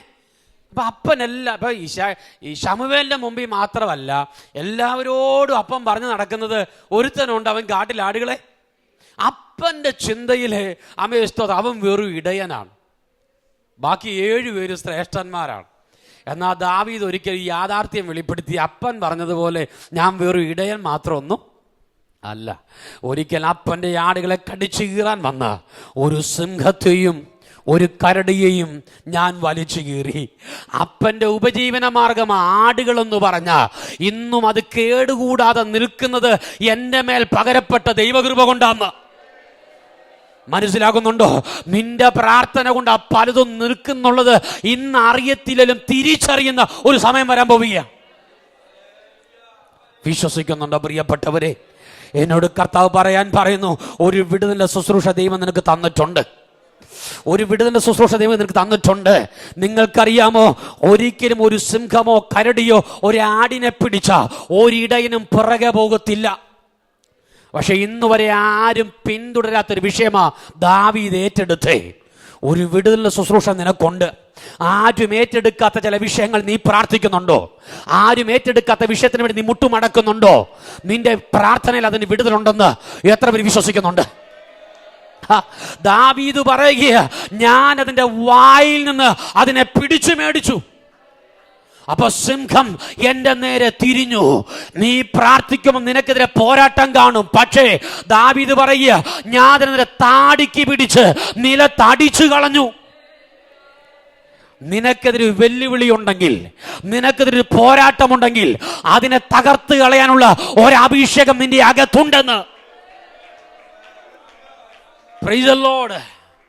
Praise the Lord. Praise the Lord. മിസ്രയീമിൽ യോസഫിനെ ഉയർത്തി. ഇങ്ങനെ മാനിക്കപ്പെട്ടവനായി യോസഫ് ഇരിക്കുമ്പോഴാണ് രണ്ടാമത്തെ പ്രാവശ്യം സഹോദരന്മാർ ധാന്യങ്ങൾ ശേഖരിക്കാൻ അവിടെ വരിക. അവർ യോസഫിന്റെ മുമ്പിലേക്ക് വന്നപ്പോൾ ബൈബിൾ ഇങ്ങനെ വായിക്കുന്നു, ബെന്യാമിനെ അവൻ കണ്ടു. ബെന്യാമിനെ കണ്ട് യോസഫ് അടുത്ത മുറിയിലേക്ക് ഓടിപ്പോയി. അവിടെ ചെന്നവൻ വാവിട്ട് കരയാൻ തുടങ്ങി. കരയുന്ന യോസഫിന് അടുക്ക ചെന്ന് ചോദിച്ചു, നീ എന്തിന് കരയുന്നു? നാളുകൾക്ക് ശേഷം നിന്റെ കൂടപ്പിറപ്പിനെ കണ്ട സന്തോഷം കൊണ്ടാണ്.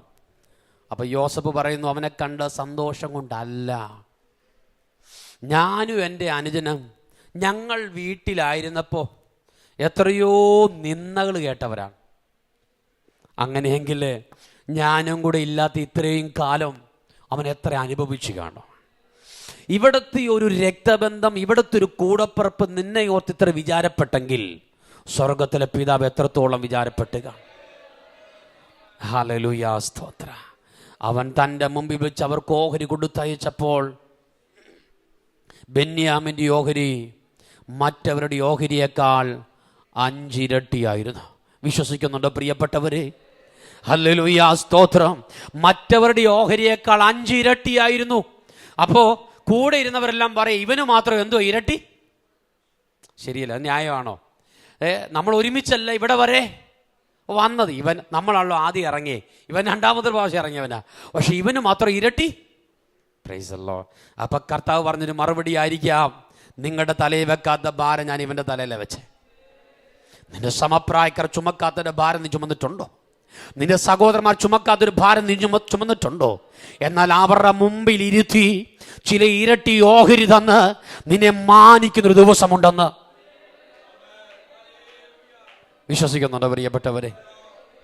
ഹല്ലേലൂയ, സ്തോത്രം. അവൻ ജനിക്കത്തില്ലെന്ന് വൈദ്യശാസ്ത്രം പറഞ്ഞ വീട്ടിൽ ജനിച്ചു. ഇസ്രായേലിന്റെ സന്തതിയായി ജനിച്ചു. അമ്മ നഷ്ടപ്പെട്ടവനായി വളർന്നു. സഹോദരന്റെ രക്തം നന്നാ ചെറുപ്പത്തിൽ കണ്ടവനായി ഹല്ലേലൂയ, സ്തോത്രം, വളർന്നു. ആരാണ് ബെന്യാമിൻ? എന്നെ കേൾക്കുന്ന പ്രിയപ്പെട്ടവരെ, രൂബേനെ ശപിച്ചു. ഒരു കാരണമുണ്ട്, അവൻ അപ്പന്റെ കിടക്ക അശുദ്ധമാക്കി. അങ്ങനെയെങ്കിൽ ബെന്യാമിനെ അനുഗ്രഹിക്കാൻ ഒരു കാരണമുണ്ട്. ആ കാരണമാണ് ഞാൻ വിശ്വസിക്കുന്നു അവൻ ജനിച്ചു വളർത്തപ്പെട്ട അവൻ്റെ പശ്ചാത്തലം. സ്തോത്രം പറയാമോ? ബെന്യാമിൻ കടിച്ചു കീർന്ന ചെന്നായ്. ഒരു പ്രാവശ്യം കൂടെ ശബ്ദമുയർത്തി വായിച്ചാട്ടെ. 49 അധ്യായം 27 വാക്യം.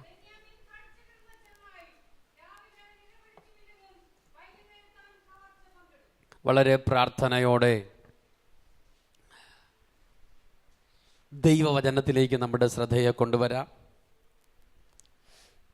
ഇന്ന് പകലിൽ പരിശുദ്ധാത്മാവ് വചനത്തിലൂടെ ഇടപെടുന്നു എന്ന് ബോധ്യമുള്ളവർ സ്തോത്രം പറഞ്ഞുകൊണ്ടിരിക്കണം. ഇതൊരു ഉപവാസ പ്രാർത്ഥനയാണ്. ഇവിടുന്ന് പോകും മുമ്പേ ദൈവം ചിലത് പ്രാപിച്ചിട്ടേ പോകാവുള്ളൂ. സ്തോത്രം. വിഷയം ബെന്യാമിൻ കടിച്ചു കീർന്ന ചെന്നായ്.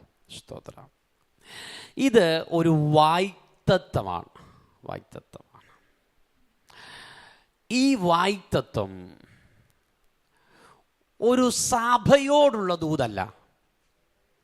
ഈ വായ്ത്തത്വം ഒരു കുടുംബത്തോടുള്ള ദൂതല്ല. ഈ വായ്ത്തത്വം ഒരു വ്യക്തിയോടുള്ള ദൂതാണ്. ബെന്യാമിൻ കടിച്ചു കീർന്ന ചെന്നായ്ക്കൾ എന്ന ഗ്രൂപ്പിനോടല്ല ബെന്യാമിൻ കടിച്ചു കീർന്ന ചെന്നായ്, ഒരു വ്യക്തിയോടാണ്. ഞാൻ വിശ്വസിക്കുന്നു പാമ്പാടിയുടെ പ്രദേശത്ത് നിന്നും ദൈവം എന്നെ ഇവിടെ കൊണ്ടുവന്നെങ്കിൽ വ്യക്തിപരമായി ആരോടോ ഇടപെടാൻ ദൈവത്തിന് പദ്ധതിയുണ്ട്. ഗസയ്ക്കുള്ള നിർജ്ജന പ്രദേശത്തേക്ക് ഫിലിപ്പോസിനെ അയച്ചത് സഭയോട് ഇടപെടാനല്ല, കുടുംബങ്ങളോട് ഇടപെടാനല്ല, ഒരു വ്യക്തിയോട് ഇടപെടാനായിരുന്നു. ഇന്ന് പകൽക്കാലം ചില വ്യക്തികളോട് ഇടപെടാൻ ദൈവത്തിന് പദ്ധതിയുണ്ട്. ബെന്യാമിൻ കടിച്ചു കീർന്ന ചെന്നായ്. ഇതൊരു വായ്ത്തത്വമാണ്. ഈ വായ്ത്തത്വം, സ്തോത്രം, പോർക്കളത്തിൽ മുമ്പിൽ നിന്ന് പടപൊരുതുന്ന ഒരു യോദ്ധാവിനെ കാണിക്കുന്ന വായ്ത്തത്വം. അല്ലെങ്കിൽ തൻ്റെ ഇടത്തോടെ ഒപ്പം നിൽക്കാൻ ആരുമില്ലെങ്കിലും ധൈര്യമായി നിൽക്കുന്ന ഒരു പടയാളിയെ കാണിക്കുന്ന വായ്ത്തത്വം. ബെന്യാമിൻ കടിച്ചു കീർന്ന ചെന്നായ്. ഹല്ലേലൂയ. കൃപയാൽ പല ഭാഷക്കാരുടെ മുമ്പിലും കർത്താവിനെ പ്രസംഗിപ്പാൻ എനിക്കും ദൈവം അവസരം നൽകിയിട്ടുണ്ട്. എവിടെയെല്ലാം പ്രസംഗിക്കാൻ പോയാലും ഞാൻ കേട്ടിട്ടുള്ള, എന്നോട് പറഞ്ഞിട്ടുള്ള ഏറ്റവും കൂടുതൽ പ്രാർത്ഥനാ വിഷയം, പാസേ എൻ്റെ വിഷയം ഏറ്റെടുക്കാൻ എനിക്കാരുമില്ല എന്നുള്ളതാണ് ഞാൻ ഏറ്റവും കൂടുതൽ കേട്ടിട്ടുള്ളത്. ഞാൻ ശുശ്രൂഷയിൽ ഒറ്റപ്പെട്ടവനാണ്, കുടുംബത്തിൽ ഒറ്റപ്പെട്ടവനാണ്, ദേശത്ത് ഒറ്റപ്പെട്ടവളാണ്, ഒറ്റപ്പെട്ടു പോയി എന്നൊരു ഭാരമാണ് ഏറ്റവും കൂടുതൽ ഞാൻ കേട്ടിട്ടുള്ളത്. ഇന്നിവിടെ വന്നിരിക്കുന്നവരിൽ ആരെങ്കിലും ഞാൻ ഒറ്റപ്പെട്ടു പോയെന്നൊരു തോന്നലുണ്ടെങ്കിൽ ദൈവാത്മാവ് നിന്നോട് പറയുന്നു, നീ ഒറ്റപ്പെട്ടു പോയതല്ല, ദൈവം നിന്നെ ഒറ്റപ്പെടുത്തിയതാണ്. ഒരു സ്തോത്രം പറയാമോ? ഒരു സ്തോത്രം പറയാമോ? നീ ഒറ്റപ്പെട്ടു പോയതല്ല, ദൈവം നിന്നെ ഒറ്റപ്പെടുത്തിയതാണ്. നിന്റെ മുമ്പിൽ നിൽക്കുന്ന പ്രതിസന്ധിയെ വലിച്ചു കീറാൻ ഒരഭിഷേകം നിന്റെ അകത്തുള്ളത് കൊണ്ട് ദൈവം നിന്നെ ഒറ്റപ്പെടുത്തിയതാണ്. Praise the lord. പത്രോസ് കാരാഗ്രഹത്തിൽ കിടന്നപ്പോൾ സഭ ശ്രദ്ധയോടെ പ്രാർത്ഥിച്ചു. എന്നാൽ പൗലോസ് കാരാഗ്രഹത്തിൽ കിടന്നിട്ട് സഭ പ്രാർത്ഥിച്ചതായി പ്രവൃത്തിയുടെ പുസ്തകത്തിൽ ഞാൻ കണ്ടില്ല. പൗലോസിന് വേണ്ടി പ്രാർത്ഥിച്ചില്ല എന്ന് ഞാൻ സ്ഥാപിക്കത്തില്ല. കാര്യം പൗലോസിന് വേണ്ടി സഭ എല്ലാം പ്രാർത്ഥിക്കുന്നുണ്ട്. എന്നാലും പൗലോസ് കാരാഗ്രഹത്തിൽ കിടന്നിട്ട് പ്രാർത്ഥിച്ചതായി ഇവിടെ എഴുതി കാണിച്ചിട്ടില്ല. അപ്പം ഞാൻ അങ്ങനെ അങ്ങ് പറയുകയാണ്, പത്രോസിന് വേണ്ടി സഭ പ്രാർത്ഥിച്ചു, പക്ഷെ പൗലോസിന് വേണ്ടി സഭ പ്രാർത്ഥിച്ചതായി കാണുന്നില്ല. ഇനി എൻ്റെ ഒരു ചിന്ത ഞാൻ പറയാം. അന്ന് രാത്രിയിൽ 2 കൈകൾ ചങ്ങലയാണ്, കാലുകൾ ആമത്തിൽ പൂട്ടിയിട്ടുണ്ട്. ആ രാത്രി പൗലോസ് പറഞ്ഞു കാണും, കർത്താവേ, പത്രോസിന് വേണ്ടി വരെ പ്രാർത്ഥിക്കാൻ സഭ ഇവിടെ ഉണ്ട്, എൻ്റെ വിഷയം ഏറ്റെടുക്കാൻ എനിക്കാരും ഇല്ല. Price the Lord. അന്ന് രാത്രി കർത്താവ് പറയുക, പത്രോസിന് വേണ്ടി ഒരു സഭയുടെ പ്രാർത്ഥന ആവശ്യമായിരുന്നു. എന്നാൽ പൗലോസേ, ഇവിടെ സഭയല്ല നിനക്ക് വേണ്ടി പ്രാർത്ഥിക്കണ്ടേ, ഇവിടെ സഭയല്ല നിനക്ക് വേണ്ടി പ്രാർത്ഥിക്കണ്ടേ. ഇന്ന് രാത്രി നീ ഒരു പാട്ട് പാടാൻ തയ്യാറായാൽ, ഈ രാത്രി നീ ഒന്ന് ആരാധിക്കാൻ തയ്യാറായാൽ, ഈ ചങ്ങല പൊട്ടാനുള്ള ഒരു അഭിഷേകം നിന്റെ അകത്ത് തന്നെ കിടപ്പുണ്ടെന്ന് ഉപവാസ പ്രാർത്ഥന ഇന്ന് പകലിൽ ദൈവാത്മാവ് ശക്തമായി പറയുന്നു. നിന്റെ പ്രതിസന്ധിയെ തകർക്കാനുള്ള ഒരു അഭിഷേകം നിന്റെ അകത്ത്. പോരാ പോരാ പോരാ പോരാ, വിശ്വസിക്കുന്നവർ ദൈവത്തിന് മഹത്വം കൊടുക്കട്ടെ.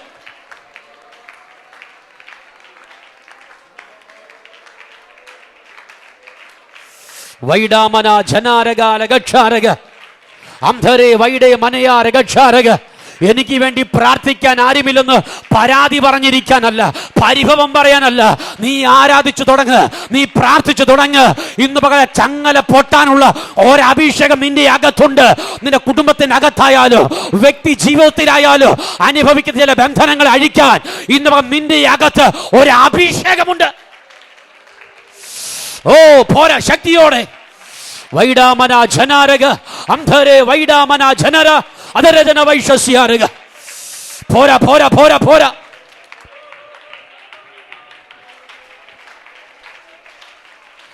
റിഖബാല വൈഡമാന ശംധരാജ അതര വൈഡ മനയ രഗജ രാജ അന്ധരെ വൈശ്യസ്യാര. ആരുമില്ലെന്ന് പരാതി പറയാനല്ല, ആരുമില്ലെന്ന് പരിഭവം പറയാനല്ല. പത്രോസിന് വേണ്ടി ഒരു സഭയുടെ പ്രാർത്ഥന ആവശ്യമായിരുന്നു. ഇവിടെ നിനക്ക് വേണ്ടി സഭയല്ല പ്രാർത്ഥിക്കണ്ടേ, നീ ഒന്ന് ആരാധിക്കുക, നീ ഒരു പാട്ടുപാട്. ഇന്ന് രാത്രി ആ കെട്ട് പൊട്ടുമെന്ന് പൗലോസിനോട് പറയുക. വിശ്വസിക്കുന്നുണ്ടോ? നീ ആരാധിക്കുക. ഭവനത്തിന്റെ അകത്താവട്ടെ, അത് ദൂരത്താവട്ടെ, അത് ചാരത്താവട്ടെ, അത് മിന്നിലാവട്ടെ, ഇന്ന് നീ വിശ്വാസത്തെ ആരാധിക്കുക. പോട്ടെ പോട്ടെ, പോട്ടി മാറട്ടെ. അതര വൈഡ മന ജന രഗ അന്ധേ രഗക്ഷാരക. നിന്റെ പ്രാർത്ഥനയാൽ അത് അഴിഞ്ഞു മാറട്ടെ. ആ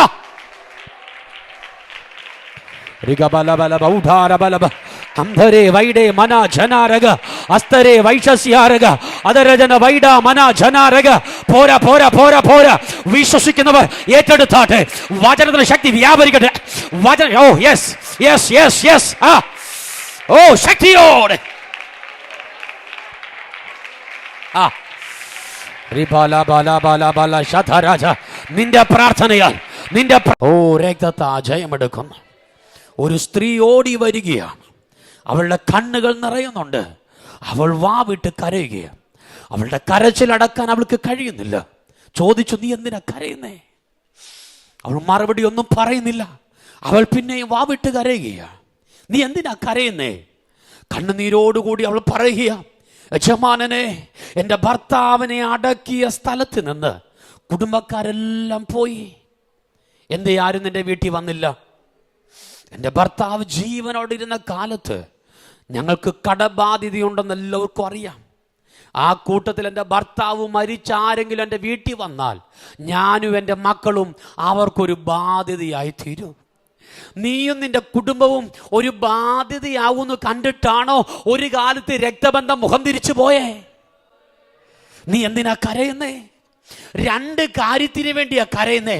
ഒന്ന്, കടക്കാര് വീട്ടുമുറ്റത്ത് നിൽക്കുക, വീട്ടുവാൻ കഴിയാത്ത കടബാധ്യത ഒന്നാമത്തെ വിഷയം. ആ രക്തത്താജയ. രണ്ട്, തലമുറയ്ക്ക് വേണ്ടി അവകാശം പറയുക, തലമുറയുടെ വിഷയം രണ്ടാമത്തെ വിഷയം.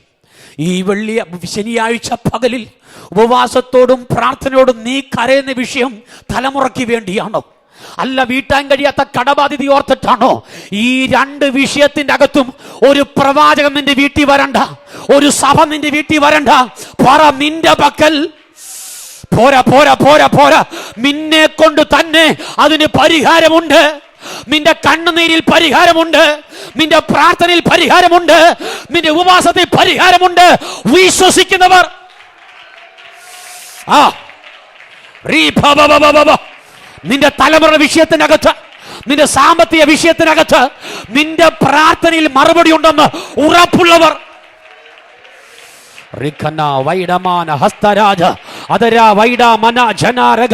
ഇന്ന് പകൽ തീരുമാനമെടുത്ത് ഉപവാസത്തോടെ ഈ ഹോളിലേക്ക് നീ കയറി വന്നെങ്കിൽ അത് തലമുറയുടെ വിഷയമാവട്ടെ, അത് സാമ്പത്തിക വിഷയമാവട്ടെ, ഇന്ന് പകൽ നിന്നെ കൊണ്ട് തന്നെ പരിഹാരമുണ്ടെന്ന് ഉറപ്പുള്ളവർ സ്തോത്രം പറ. ഓ ശക്തിയോടെ ശക്തിയോടെ. തലമുറയുടെ വിഷയത്തിനകത്ത് ഇന്ന് പകൽ ദൈവം പറയുക, അതര വൈഡ മന ജനാരക. പറ, നിന്റെ പക്കൽ എന്തുണ്ട് തിരിച്ചറിയണം. അഭിഷേകത്താൽ നിറഞ്ഞ് ആത്മാവിൽ ആരാധിക്ക്. ഇന്ന് പകൽ നീ ഇറങ്ങിത്തിരിച്ച വിഷയത്തിൽ വ്യക്തമായൊരു മറുപടി.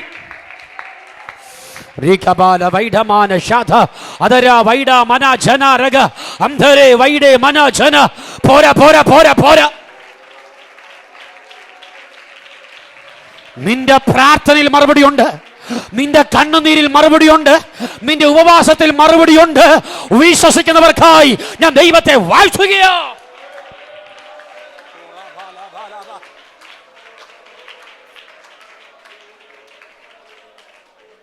Price the lord, praise the lord. ബെന്യാമിൻ കടിച്ചു കീർന്ന ചെന്ന. ഹല്ലേലൂയ, സ്തോത്രം.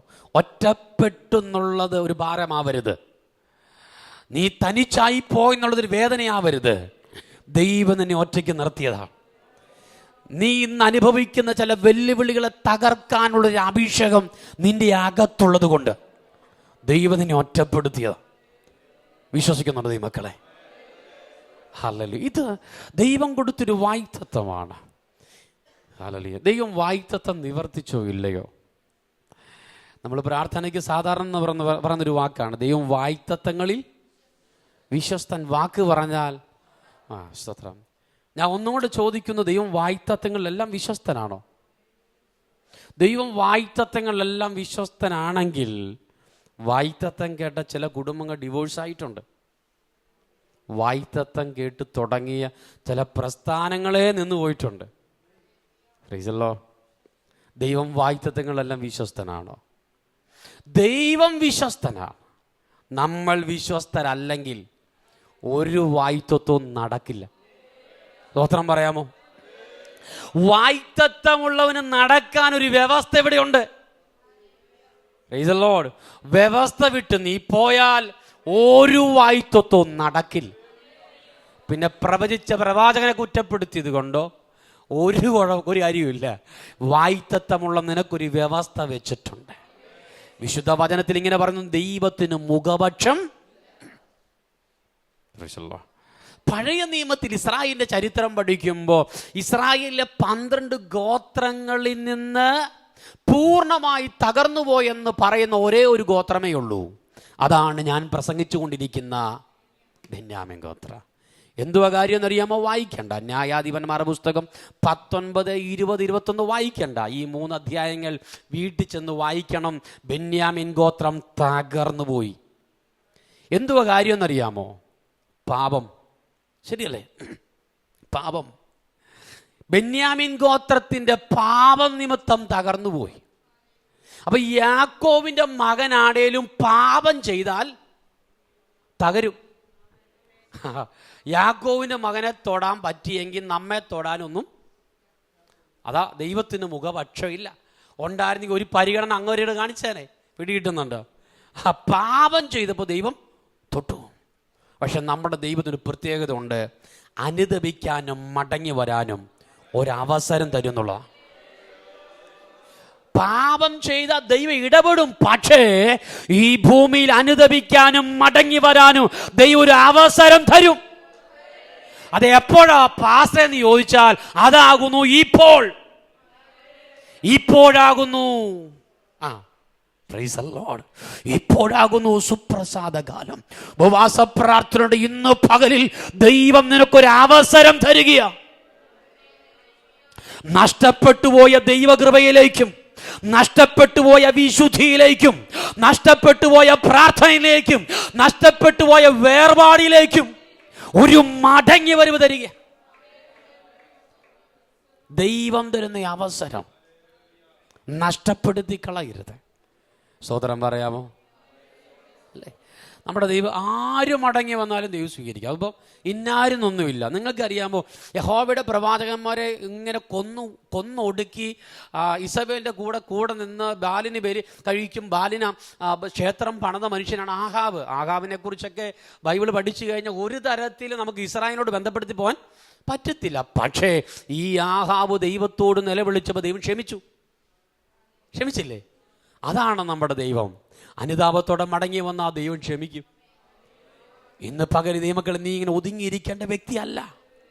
ഒരു കാലത്ത് ശക്തിയോടെ ദൈവത്തെ ആരാധിച്ചിട്ട് ഇന്നിങ്ങനെ ഒതുങ്ങി മാറിയിരിക്കേണ്ട വ്യക്തിയല്ല നീ ഒന്ന് മടങ്ങി വരാൻ നീ അവസരം തരികയാണ്. ഹല്ലേലൂയ, സ്തോത്രം. ഞാനൊരു സ്ഥലത്ത് പ്രവർത്തിക്കാൻ വേണ്ടി 2009 പ്രവർത്തനം അവിടെ ആരംഭിക്കുന്നത്. ഒരു സ്ഥലത്ത് ആരംഭിക്കുന്ന സമയത്ത് ഒരാളെ കുറിച്ച് പേര് ഞാൻ വെളിപ്പെടുത്തുന്നില്ല. ഒരു ചെറുപ്പക്കാരൻ, എനിക്കൊന്ന് അന്നൊരു 25 വയസ്സിന് താഴെ കാണത്തുള്ളായിരിക്കാം. പേര് ഞാൻ പറയുന്നില്ല. നല്ല പാട്ടുകാരനാണ് അവൻ. വിദേശ രാജ്യങ്ങളിലൊക്കെ പോയി കർത്താവിനെ പാടും. സ്തോത്രം. പക്ഷേ അവന് കുഴപ്പം പറ്റി. അവൻ കോട്ടയത്ത് ഒരു കോളേജിൽ പഠിക്കുന്നു. എനിക്ക് വ്യക്തിപരമായി പരിചയമില്ല. പക്ഷേ അവൻ പഠിച്ച കോളേജിൽ അവൻ്റെ കൂടെ പഠിച്ച ഒരു പെൺകൊച്ചിനെ ഇഷ്ടപ്പെട്ട് അവിടെ എനിക്ക് ഏറ്റുമാനൂർ അമ്പലത്തിൽ എവിടെയോ പോയി താലി കെട്ടിയെന്നാണ് അറിവ്. സ്തോത്രം. കർത്താവിനെ പാടി ആരാധിക്കുന്നവൻ ദൈവകൃപ വിട്ട് മടങ്ങി കടന്നുപോയി. പക്ഷേ 3-4 വർഷം ക്യാൻസർ ബാധിച്ച് അവൻ കിടന്നു. ആ ക്യാൻസർ ബാധിച്ച് കിടന്നപ്പോഴാണ് ഞാൻ പ്രവർത്തനമായി പയ്യപ്പാടി ചെല്ലുന്നത്. ഞാൻ വിശ്വസിക്കുന്നു ഈ 3-4 വർഷം ദൈവം അവന് കൊടുത്ത അവസരമായിരുന്നു. പക്ഷെ മടങ്ങി വന്നില്ല, മരിച്ചുപോയി. അവൻ മരിച്ച് അവൻ്റെ ഫ്യൂണറലിൽ ഞാൻ പങ്കെടുത്തതാണ്. എന്നാൽ പറയട്ടെ, കൃത്യം 1 വർഷം കൃത്യം തികഞ്ഞപ്പോൾ അവൻ്റെ ഭാര്യ ഡൽഹിയിൽ വെച്ച് ഒരു ബാങ്കിലെ സെക്യൂരിറ്റി 4 പേരെ വെടികൊണ്ട് മരിച്ചതിൽ ഒന്ന് അവൻ്റെ ഭാര്യയായിരുന്നു. ദൈവങ്ങളെ, ദൈവം ന്യായം വിധിച്ചാൽ ഒരു മനുഷ്യനും നിന്നെ സഹായിക്കാൻ പറ്റത്തില്ല. ഇന്ന് പകലൊരു മടങ്ങി വരവനെ ഭയപ്പെടുത്തുകയല്ല, ഞാൻ ആരെയും ഭയപ്പെടുത്തിയിട്ട് പറയുകയല്ല. ഒരു മടങ്ങി വരവ് ദൈവം നിനക്ക് അവസരം തരികയാണ്. കൃപകൾ നഷ്ടപ്പെട്ടു, പ്രാർത്ഥന നഷ്ടപ്പെട്ട്, ആരാധന നഷ്ടപ്പെട്ട അനുഭവത്തിൽ നീ ആയിരിക്കുന്നെങ്കിൽ മടങ്ങി വരാനൊരു അവസരം ഇന്ന് പകൽ ദൈവം നിനക്ക് തരികയാണ്. ഹല്ലേലൂയ, സ്തോത്രം. ഒന്ന് ഞാൻ പറയാം, ദൈവം കൊടുത്ത അവസരത്തിൽ ബെന്യാമീൻ മടങ്ങി വന്നു. നിങ്ങൾക്ക് അറിയാമോ, ബെന്യാമീൻ ഗോത്രത്തോട് യുദ്ധം ചെയ്തത് അവരുടെ സഹോദരങ്ങൾ തന്നെയാണ്. അവസാനം ശേഷിക്കുന്ന 600 പുരുഷന്മാർ മരുഭൂമിയിൽ പോയി ഒളിച്ചിരുന്നു. ഇസ്രായേൽ ഇപ്പോൾ ശപഥം ചെയ്തു, ഇനി ഇസ്രായേലിൽ നിന്നും ആരെങ്കിലും ഒരു പെൺകുട്ടിയെ ബെന്യാമീന് വിവാഹം കഴിച്ചു കൊടുത്താൽ അവൻ ശപിക്കപ്പെട്ടവൻ. ചുരുക്കം പറഞ്ഞാൽ ബെന്യാമീൻ ഗോത്രം തകർന്നു എന്ന് ചരിത്രം പറഞ്ഞെങ്കിലും അനുതാപത്തോടെ മടങ്ങി വന്നപ്പോൾ ദൈവം വായ്ത്തത്തം നിവർത്തിക്കാൻ തുടങ്ങി. പ്രിയപ്പെട്ടവരെ, വൈകിപ്പോയിട്ടില്ല. നിന്റെ ഒരു മടങ്ങി വരവിന് വേണ്ടി കർത്താവിടെ ശക്തമായി വിളംബരം ചെയ്യുകയാണ്. ആരെയൊക്കെയോ ഇന്നും കർത്താവ് സ്നേഹിക്കുന്നു, ഒരു മടങ്ങി വരവിന് വേണ്ടി. ദൈവം ഇത് നിവർത്തിച്ചത് വചനത്തിലെ 2 ഭാഗത്തിലൂടെ വെളിപ്പെടുത്തി പ്രാർത്ഥിക്കാൻ ആഗ്രഹിക്കുന്നു. ബെന്യാമീൻ കടിച്ചു കീർന്ന ചെന്നായി. വായിക്കാം. 1 ശമൂവേലിന്റെ പുസ്തകം 9-ാം അധ്യായത്തിന്റെ 1 മുതൽ താഴ്പോട്ട് വായിച്ചാട്ടെ. 1 ശമൂവേൽ 9-ാം അധ്യായം 1-ാം വാക്യം മുതൽ.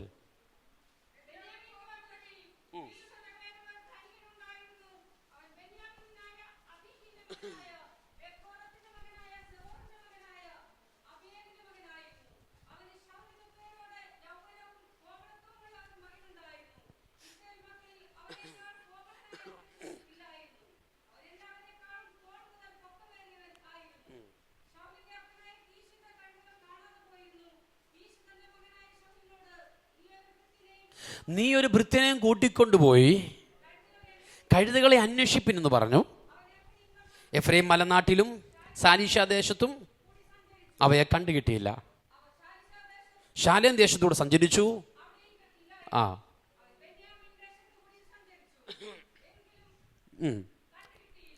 സൂഫ് ദേശത്ത് എത്തിയപ്പോൾ ശൗല് കൂടെയുള്ള ഭൃത്യനോട് വരിക, മടങ്ങിപ്പോയേക്കാം. അപ്പൻ ഇപ്പോൾ കഴുതയെക്കുറിച്ചുള്ള ചിന്ത വിട്ടിട്ട് നമ്മളെക്കുറിച്ച് വിഷാദിക്കുമെന്ന് അവരോട് പറഞ്ഞു. അതിന് അവൻ പറഞ്ഞ മറുപടിയാണ്, ഈ പട്ടണത്തിൽ ഒരു ദൈവപുരുഷനുണ്ട്, അവൻ മാന്യനാകുന്നു, അവൻ പറയുന്നതെല്ലാം ഒത്തുവരുന്നു. ഒരു സ്തോത്രം പറയാമോ? അവൻ പറയുന്നതെല്ലാം ഒത്തുവരുന്നു. അവൻ പറയുന്നതെല്ലാം ഒത്തുവരുന്നു. ഇന്ന് ഈ സഭയോട് എനിക്ക് വളരെ താഴ്മയോട് പറയാനുള്ള ഒറ്റ വാക്കാണ്, ഒത്തുവരുന്നതെല്ലാം ദൈവത്തിൻ്റെതല്ല. അവൻ പറയുന്നതെല്ലാം ഒത്തുവരുന്നു. പക്ഷെ ഞാൻ മറുവശം പറയുക, ഒത്തുവരുന്നതെല്ലാം ദൈവത്തിൻ്റെതല്ല. പിന്നെ നമുക്കൊരു കുഴപ്പമുണ്ട്, ഒത്തു കിട്ടിയാൽ മതി, ആര് പറഞ്ഞാലും. പ്രൈസല്ലോ. ഈ ഒത്തു പറയുന്നതെല്ലാം ദൈവത്തിൻ്റെതാണെങ്കിൽ മക്കതോനിക്കാരനായ ഒരു പുരുഷൻ നിന്ന് നീ വന്ന് ഞങ്ങളെ സഹായിക്കണമെന്ന ദർശനം കണ്ട് പൗലോസ് മക്കതോനിയിലേക്ക്, ഫിലിപ്പിയിലേക്ക് ചെല്ലുമ്പോൾ അവിടെ ആദ്യമേ ലുദിയയുടെ ഹൃദയമൊക്കെ തുറന്ന് രക്ഷിക്കപ്പെട്ട് കുടുംബമായി സ്നാനപ്പെട്ടെങ്കിലും രണ്ടാമതവരെ എതിരേറ്റ വിഷയം വെളിച്ചപ്പാടത്തിയ യജമാനന്മാർക്ക് വളരെ ലാഭം വരുത്തുന്ന ഒരു സ്ത്രീയാണ്. അവൾ പൗലോസിനെ നോക്കി പറയുകയാണ്, അത്യുന്നതനായ ദൈവത്തിൻ്റെ ദാസന്മാർ രക്ഷാമാർഗം നമ്മോട് അറിയിക്കാൻ വന്നവർ. എൻ്റെ ചോദ്യം, ഇതിലേതാണ് തെറ്റിപ്പോയെ? ഇവള് പറഞ്ഞതിൽ ഏതാ തെറ്റിപ്പോയെ? തെറ്റിയിട്ടില്ല. ഒത്തു വന്നതെല്ലാം ദൈവത്തിൻ്റെതാണെങ്കിൽ ഇവളും ദൈവത്തിൻ്റെതല്ലേ? പക്ഷെ പൗലോസ് അവളിലുള്ള ദുരാത്മാവിനെ എന്ത് ചെയ്തു? ശാസിച്ചു. അപ്പോൾ ഒത്തു വരുന്നതെല്ലാം ദൈവത്തിൻ്റെതാണോ? അല്ല. അപ്പോൾ ഏത് ആത്മാവാന്ന് അറിഞ്ഞിട്ടേ തല വെച്ച് കൊടുക്കാവുള്ളൂ. ഒത്തു പറയാൻ കഴിവുള്ള പലരും അടൂര് കാണുമായിരിക്കാം, കൊട്ടാരക്കരെ കാണുമായിരിക്കാം, പക്ഷേ ആത്മാവിനെ കൂടെ തിരിച്ചറിഞ്ഞിട്ടേ തല വെച്ച് കൊടുക്കാവുള്ളൂ. ഓ സ്തോത്രം, ഹല്ലേലൂയ, സ്തോത്രം. ഒത്തിരി ആലോചന കേൾക്കുന്ന നല്ലതാണേലും ഈ പ്രവചനം തുച്ഛീകരിക്കരുത്. അങ്ങനല്ലേ? നല്ലതെന്ന് പറഞ്ഞാൽ പിടി കിട്ടുന്നുണ്ടോ? നമുക്ക് ഇഷ്ടപ്പെട്ടതല്ല, അതിൽ ദൈവത്തിൻ്റെ ഉണ്ട്. തീയതിനെ അങ്ങ് കളഞ്ഞേക്കണം. ഒരു കാര്യം, ദൈവമക്കളെ, ആത്മാവിനെ തിരിച്ചറിഞ്ഞിട്ടേ തല വെച്ച് കൊടുക്കാവുള്ളൂ. ഹല്ലേലൂയ. ഇനി മറുഭാഗം കൂടെ ഞാൻ പറയാം. പ്രവാചകന്മാർക്കും തെറ്റും. ഞാൻ വചനത്തിലൂടെ ഈ ശമൂവേലിനോട് കർത്താവ് പറയുക, ഇരുന്ന് കരയാതെ നീ അല്ലേ ബത്ലഹേമിലേക്ക് ചെല്ലാൻ പറഞ്ഞില്ലേ? ഇശായിയുടെ മക്കളിൽ ഒരുത്തനെ രാജാവായിട്ട് കണ്ടിരിക്കുന്നു. ഈ ഒരുത്തനെന്നേ പറഞ്ഞുള്ളൂ, എട്ടാമനെന്ന് പറഞ്ഞെങ്കിൽ ഓക്കെ. പക്ഷെ ഒരുത്തനെന്ന് പറഞ്ഞു ഒരാളെ കാണത്തുള്ളൂ എന്ന് കരുതി ചെന്നു. പക്ഷെ ചെന്നപ്പോഴാണ് 8 മക്കളുള്ള കാര്യം പുള്ളി. ഹല്ലേലൂയ. അപ്പോൾ ഒരുത്തൻ രാജാവാണെന്നുള്ള ആലോചന അകത്ത് കിടപ്പുണ്ടെങ്കിലും ഇതാരാണെന്നുള്ള പുള്ളിക്ക് അറിയത്തില്ല. അപ്പോൾ ആലോചന കേട്ട് ഇശായുടെ വീട്ടിൽ ചെന്ന് മക്കളെ പരിചയപ്പെടുമ്പോൾ മൂത്ത മകൻ, അവൻ്റെ പേര് എലിയാവെന്നാണ്. എലിയാവ് ഇങ്ങോട്ട് വന്നപ്പോൾ ഒരു രാജാവിന് വേണ്ട എല്ലാ ക്വാളിഫിക്കേഷനും പുള്ളിക്ക് ഉണ്ട്. അപ്പം അകത്ത് കിടക്കുന്ന ആലോചനയും പുറത്ത് നിൽക്കുന്ന ആളെ കൂടെ കണ്ടപ്പോൾ രണ്ടും ഏകദേശം ഒത്തതെന്ന് മനസ്സിലായപ്പോൾ പുള്ളി കണ്ണടച്ച് പറയുക, ഇതാ യഹോവയുടെ അഭിഷക്തൻ. അങ്ങനെ പറഞ്ഞില്ലേ? അപ്പോൾ തമ്പുരാൻ തോളത്തട്ടി പറയുക, വിട്ടേക്ക്, ഞാൻ അവനെ തിരഞ്ഞെടുത്തിട്ടില്ല. പിടികിട്ടുന്നുണ്ടോ? ഞാൻ അവനെ തിരഞ്ഞെടുത്തിട്ടില്ല. Price the Lord. അപ്പോൾ ശമൂവേൽ തെറ്റിയോ? തെറ്റി. ഇനി എൻ്റെ വിഷയത്തിൽ ഇല്ലെങ്കിൽ ഒരു കാര്യങ്ങളോ പറയാം. എന്നിട്ട് ഒരു വാക്യം, ഞാൻ അവനെ തള്ളിയിരിക്കുന്നു. അങ്ങനെ വാക്കിയില്ലേ? തിരഞ്ഞെടുത്തിട്ടില്ലെന്ന് മാത്രമല്ല, അതാണ് തിരഞ്ഞെടുത്തിട്ടില്ലെന്ന് പറഞ്ഞാൽ ഓക്കെ, അവനെ കുറിച്ച് ദൈവത്തിന് പദ്ധതി ഇല്ലെന്നുള്ള. പക്ഷെ ഞാൻ അവനെ തള്ളിക്കളഞ്ഞു, അങ്ങനെ പറയാം. ഞാൻ അവൻ തള്ളിയിരിക്കും. അപ്പൊ ദൈവം തള്ളിക്കളഞ്ഞവനും ദൈവം തിരഞ്ഞെടുത്തവനും ഒരു വീട്ടിലാ. ഓ, ഭയങ്കര ബുദ്ധിമുട്ടാണ് അതല്ലേ? സ്തോത്രം. പന്തളത്ത് എൻ്റെ ഒരു മീറ്റിംഗ് കഴിഞ്ഞ ഒരു മാവേലിക്കാരനൊരു പാസ് എന്നെ ഇപ്പോൾ സ്ഥിരം വിളിക്കാറുണ്ട്. പുള്ളി പറഞ്ഞു, എൻ്റെ പാസ് എൻ്റെ 2 ആൺമക്കളാണ്. മൂത്തവൻ കല്യാണം കഴിച്ചത് സമുദായത്തിൽ നിന്നാണ്. ഞങ്ങൾ എപ്പോൾ സന്ധ്യാപ്രാർത്ഥനയ്ക്ക് ഇരുന്നാലും ഇവൾ ഒരു സമാധാനം തരുന്നില്ല. പാത്രം ഉടയ്ക്കുന്നു, ഫോൺ വിളിക്കുന്നു, എന്നും പ്രശ്നങ്ങളാണ് വീട്ടിൽ. ദൈവം തള്ളിക്കളഞ്ഞവനും ദൈവം തിരഞ്ഞെടുത്ത ഒരു വീട്ടിൽ താമസിക്കാമെന്ന് പറഞ്ഞാൽ അല്പം ബുദ്ധിമുട്ടാണ്. Price the Lord. അതുകൊണ്ടായിരിക്കാം അന്നത്തെ ഇശായിയുടെ നിലവാരം വെച്ച് ദാവീദിന് അത്യാവശ്യം ഏതെങ്കിലും ഒരു നല്ല പൊസിഷൻ കൊടുക്കാം. പക്ഷേ ദാവീദിനെ എങ്ങോട്ട് വിട്ടു? കാട്ടിലേക്ക്. അത് ഇശായി വിട്ടതല്ല, തമ്പുരാനെ വിട്ടേ. കാരണം തമ്പുരാൻ അറിയാം വീട്ടിൽ ഇരുന്ന പ്രാർത്ഥന നടക്കുന്നില്ല, അറിയാം. ഓ ഇല്ല, അതുകൊണ്ട് നീ അവിടെ പോയി ആരാധിക്കാം. ദൈവം കൊടുക്കുന്ന അവസരം കണ്ടോ? അല്ല, ദൈവം നിന്നെ വീട്ടിൽ നിന്ന് മാറ്റി നിർത്തിയെങ്കിൽ അത് ദൈവം തരുന്ന അവസരമാണ്. അല്ലല്ലേ? അപ്പോൾ ഞാൻ ഈ പറഞ്ഞു വന്നൊരു സാരം, ഹല്ലേലൂയ, ഒത്തുവരുന്നതെല്ലാം ദൈവത്തിൻ്റെതല്ല. Praise the lord. ഇവിടെ കഴുത അന്വേഷിച്ച് ഇറങ്ങി തിരിച്ചപ്പോഴത്തേന് ശൗല് പറഞ്ഞ ഒരു വാക്കാണ്, മതി, നമുക്ക് അന്വേഷണം നടത്തി മടങ്ങിപ്പോകാം, അല്ലേ? പക്ഷെ ഇറങ്ങിത്തിരിച്ച വിഷയത്തിൻ്റെ അകത്ത് മറുപടി കാണാതെ വന്നപ്പോൾ എടുത്ത തീരുമാനമാണ് മടങ്ങിപ്പോയേക്കാം. അപ്പോൾ കൂടെയുള്ള ആൾ പറയാം, മടങ്ങിപ്പോകേണ്ട, ഇവിടെ അടുത്തൊരു പ്രവാചകനുണ്ടെന്ന്. ഇന്ന് പകൽ കർത്താവ് പറയുക, നീ ഏറ്റെടുത്ത് പ്രാർത്ഥിക്കുന്ന ചില വിഷയത്തിന് മറുപടി ഇല്ല എന്ന് കണ്ട് നീ മടങ്ങിപ്പോകണ്ട. Praise the lord, praise the lord. നീ ധൈര്യമായി മുന്നോട്ട് തന്നെ പൊക്കോ. ആ പ്രാർത്ഥന വിഷയം നീ അവസാനിപ്പിക്കരുത്. അതിനൊരു മറുപടി വ്യക്തമായി ഉണ്ടെന്ന് വിശ്വസിക്കുന്നുണ്ടോ? Price the Lord. സഖായി യേശുവിനെ കാണാൻ വേണ്ടി ഇറങ്ങിത്തിരിച്ചത് കർത്താവിനെ കാണാൻ. നിങ്ങൾക്കറിയാമോ, ഉയരം കൊണ്ട് കുറവെന്ന് പറഞ്ഞാൽ തീരെ ഹൈറ്റ് കുറവാണ്. അതുകൊണ്ട് ഈ വൈകല്യമുള്ള ആൾക്കാരുണ്ടല്ലോ, എല്ലാവരും അല്ലെങ്കിലും കുറച്ച് പേരെങ്കിലും ഈ പൊതുസമൂഹത്തിലേക്ക് പോകാൻ മടിക്കുന്നവരാണ്. കാരണം അവർക്കൊരു എന്തോ ഒരു ആൾക്കാരെ പരിഹസിക്കുന്നൊരു ധാരണയായിരിക്കാം. അതുകൊണ്ട് തന്നെ സഖായിയെ സംബന്ധിച്ച് ഉയരം കുറഞ്ഞതുകൊണ്ട് സമൂഹത്തിലേക്ക് ഇറങ്ങാനുള്ളൊരു മടി എപ്പോഴും ഉണ്ട്. പുള്ളി എപ്പോഴും ഇങ്ങനെ ഒഴിഞ്ഞു മാറി നടക്കുന്ന മനുഷ്യനാണ്. പക്ഷെ ഒരു കാര്യം ഞാൻ പറയാം, കർത്താവിനെ കാണാൻ ഇറങ്ങിത്തിരിച്ചു പുരുഷാര നിമിത്തം കഴിഞ്ഞില്ല എന്ന് കരുതി എന്നാൽ മടങ്ങിപ്പോകാൻ അവൻ പറഞ്ഞോ? ഇല്ല, അവൻ മുന്നോട്ടോടിന്ന വാക്യം. അല്ലേ? ആ ഓട്ടത്തിൽ പുരുഷാരൻ രണ്ടു വശത്ത് നിൽക്കുക. ഈ ഓട്ടം കണ്ട് വിമർശിച്ചവരവിടെ ഉണ്ട്, കളിയാക്കവരോട്. പക്ഷെ ഒന്ന് ഞാൻ പറയാ, ഒരു തീരുമാനത്തോടെയാണ് ഇറങ്ങിത്തിരിച്ചതെങ്കിൽ പുറകോട്ട് പോകരുത്, മുന്നോട്ട് ഓടിക്കണം. നീ പ്രതീക്ഷിക്കാത്തൊരു വഴി, ഒരു മറുപടി നിന്റെ വിഷയത്തിന്റെ അകത്ത് അധികം താമസമനെ ഉണ്ടെന്ന് പരിശുദ്ധാത്മാവ് ശക്തമായി പറയുന്നു. നിനക്കൊന്ന് കണ്ടാ മാത്രം മതിയായിരിക്കാം. പക്ഷേ സഖായെ, വേഗം ഇറങ്ങി വാ, ഇന്ന് ഞാൻ നിന്നോട് കൂടെ പന്തിരിക്കണം, ഭക്ഷണം കഴിക്കണം, നിന്റെ വീട്ടിൽ ഞാൻ ചിലവഴിക്കുമെന്ന് പറഞ്ഞ് വലിയൊരു പദ്ധതി. അച്ഛാ, പരിശുദ്ധാത്മാവ് എന്നോട് അങ്ങനെ പറയുന്നു. നിറത്തി കളയരുത്, ആ വിഷയത്തിന് വേണ്ടി തന്നെ പ്രാർത്ഥിക്ക്. രക്തത്താ ജയമെടുക്കുന്നു. തുടങ്ങി വെച്ച പ്രാർത്ഥനാ വിഷയം നീ നിർത്തി കളയണ്ട, ധൈര്യമായി നീ പ്രാർത്ഥിക്ക്. നീ അറിയാത്തൊരു അനുകൂലമായൊരു മറുപടി നിന്റെ ഈ ഓട്ടത്തിലുണ്ടെന്ന്, നീ ഏറ്റെടുത്ത വിഷയത്തിനകത്തുണ്ടെന്ന്. നിനക്ക് കയറാൻ പാകപ്പെട്ട് നിൽക്കുന്ന ഒരു കാട്ടത്തി. നിങ്ങൾക്കറിയാമോ, ഒരു ഹൈറ്റ് ഇല്ലാത്ത മനുഷ്യൻ മരത്തിൽ കയറാൻ പ്രയാസമാ. പക്ഷേ അവന് കയറാൻ പാകത്തിന് ഒരു കാട്ടത്തി അവൻ പോലും അറിയാതെ എന്റെ തമ്പലൻ ഒരുക്കി വെച്ചെങ്കിൽ നിന്റെ വിഷയത്തിനകത്ത് അധികം താമസമിന ആവർത്തിച്ച് വർഷങ്ങളായി നീ പ്രാർത്ഥിക്കുന്ന നാളുകളാ നീ പ്രാർത്ഥിക്കുന്ന ചില വിഷയത്തിനകത്ത് വ്യക്തമായൊരു മറുപടി.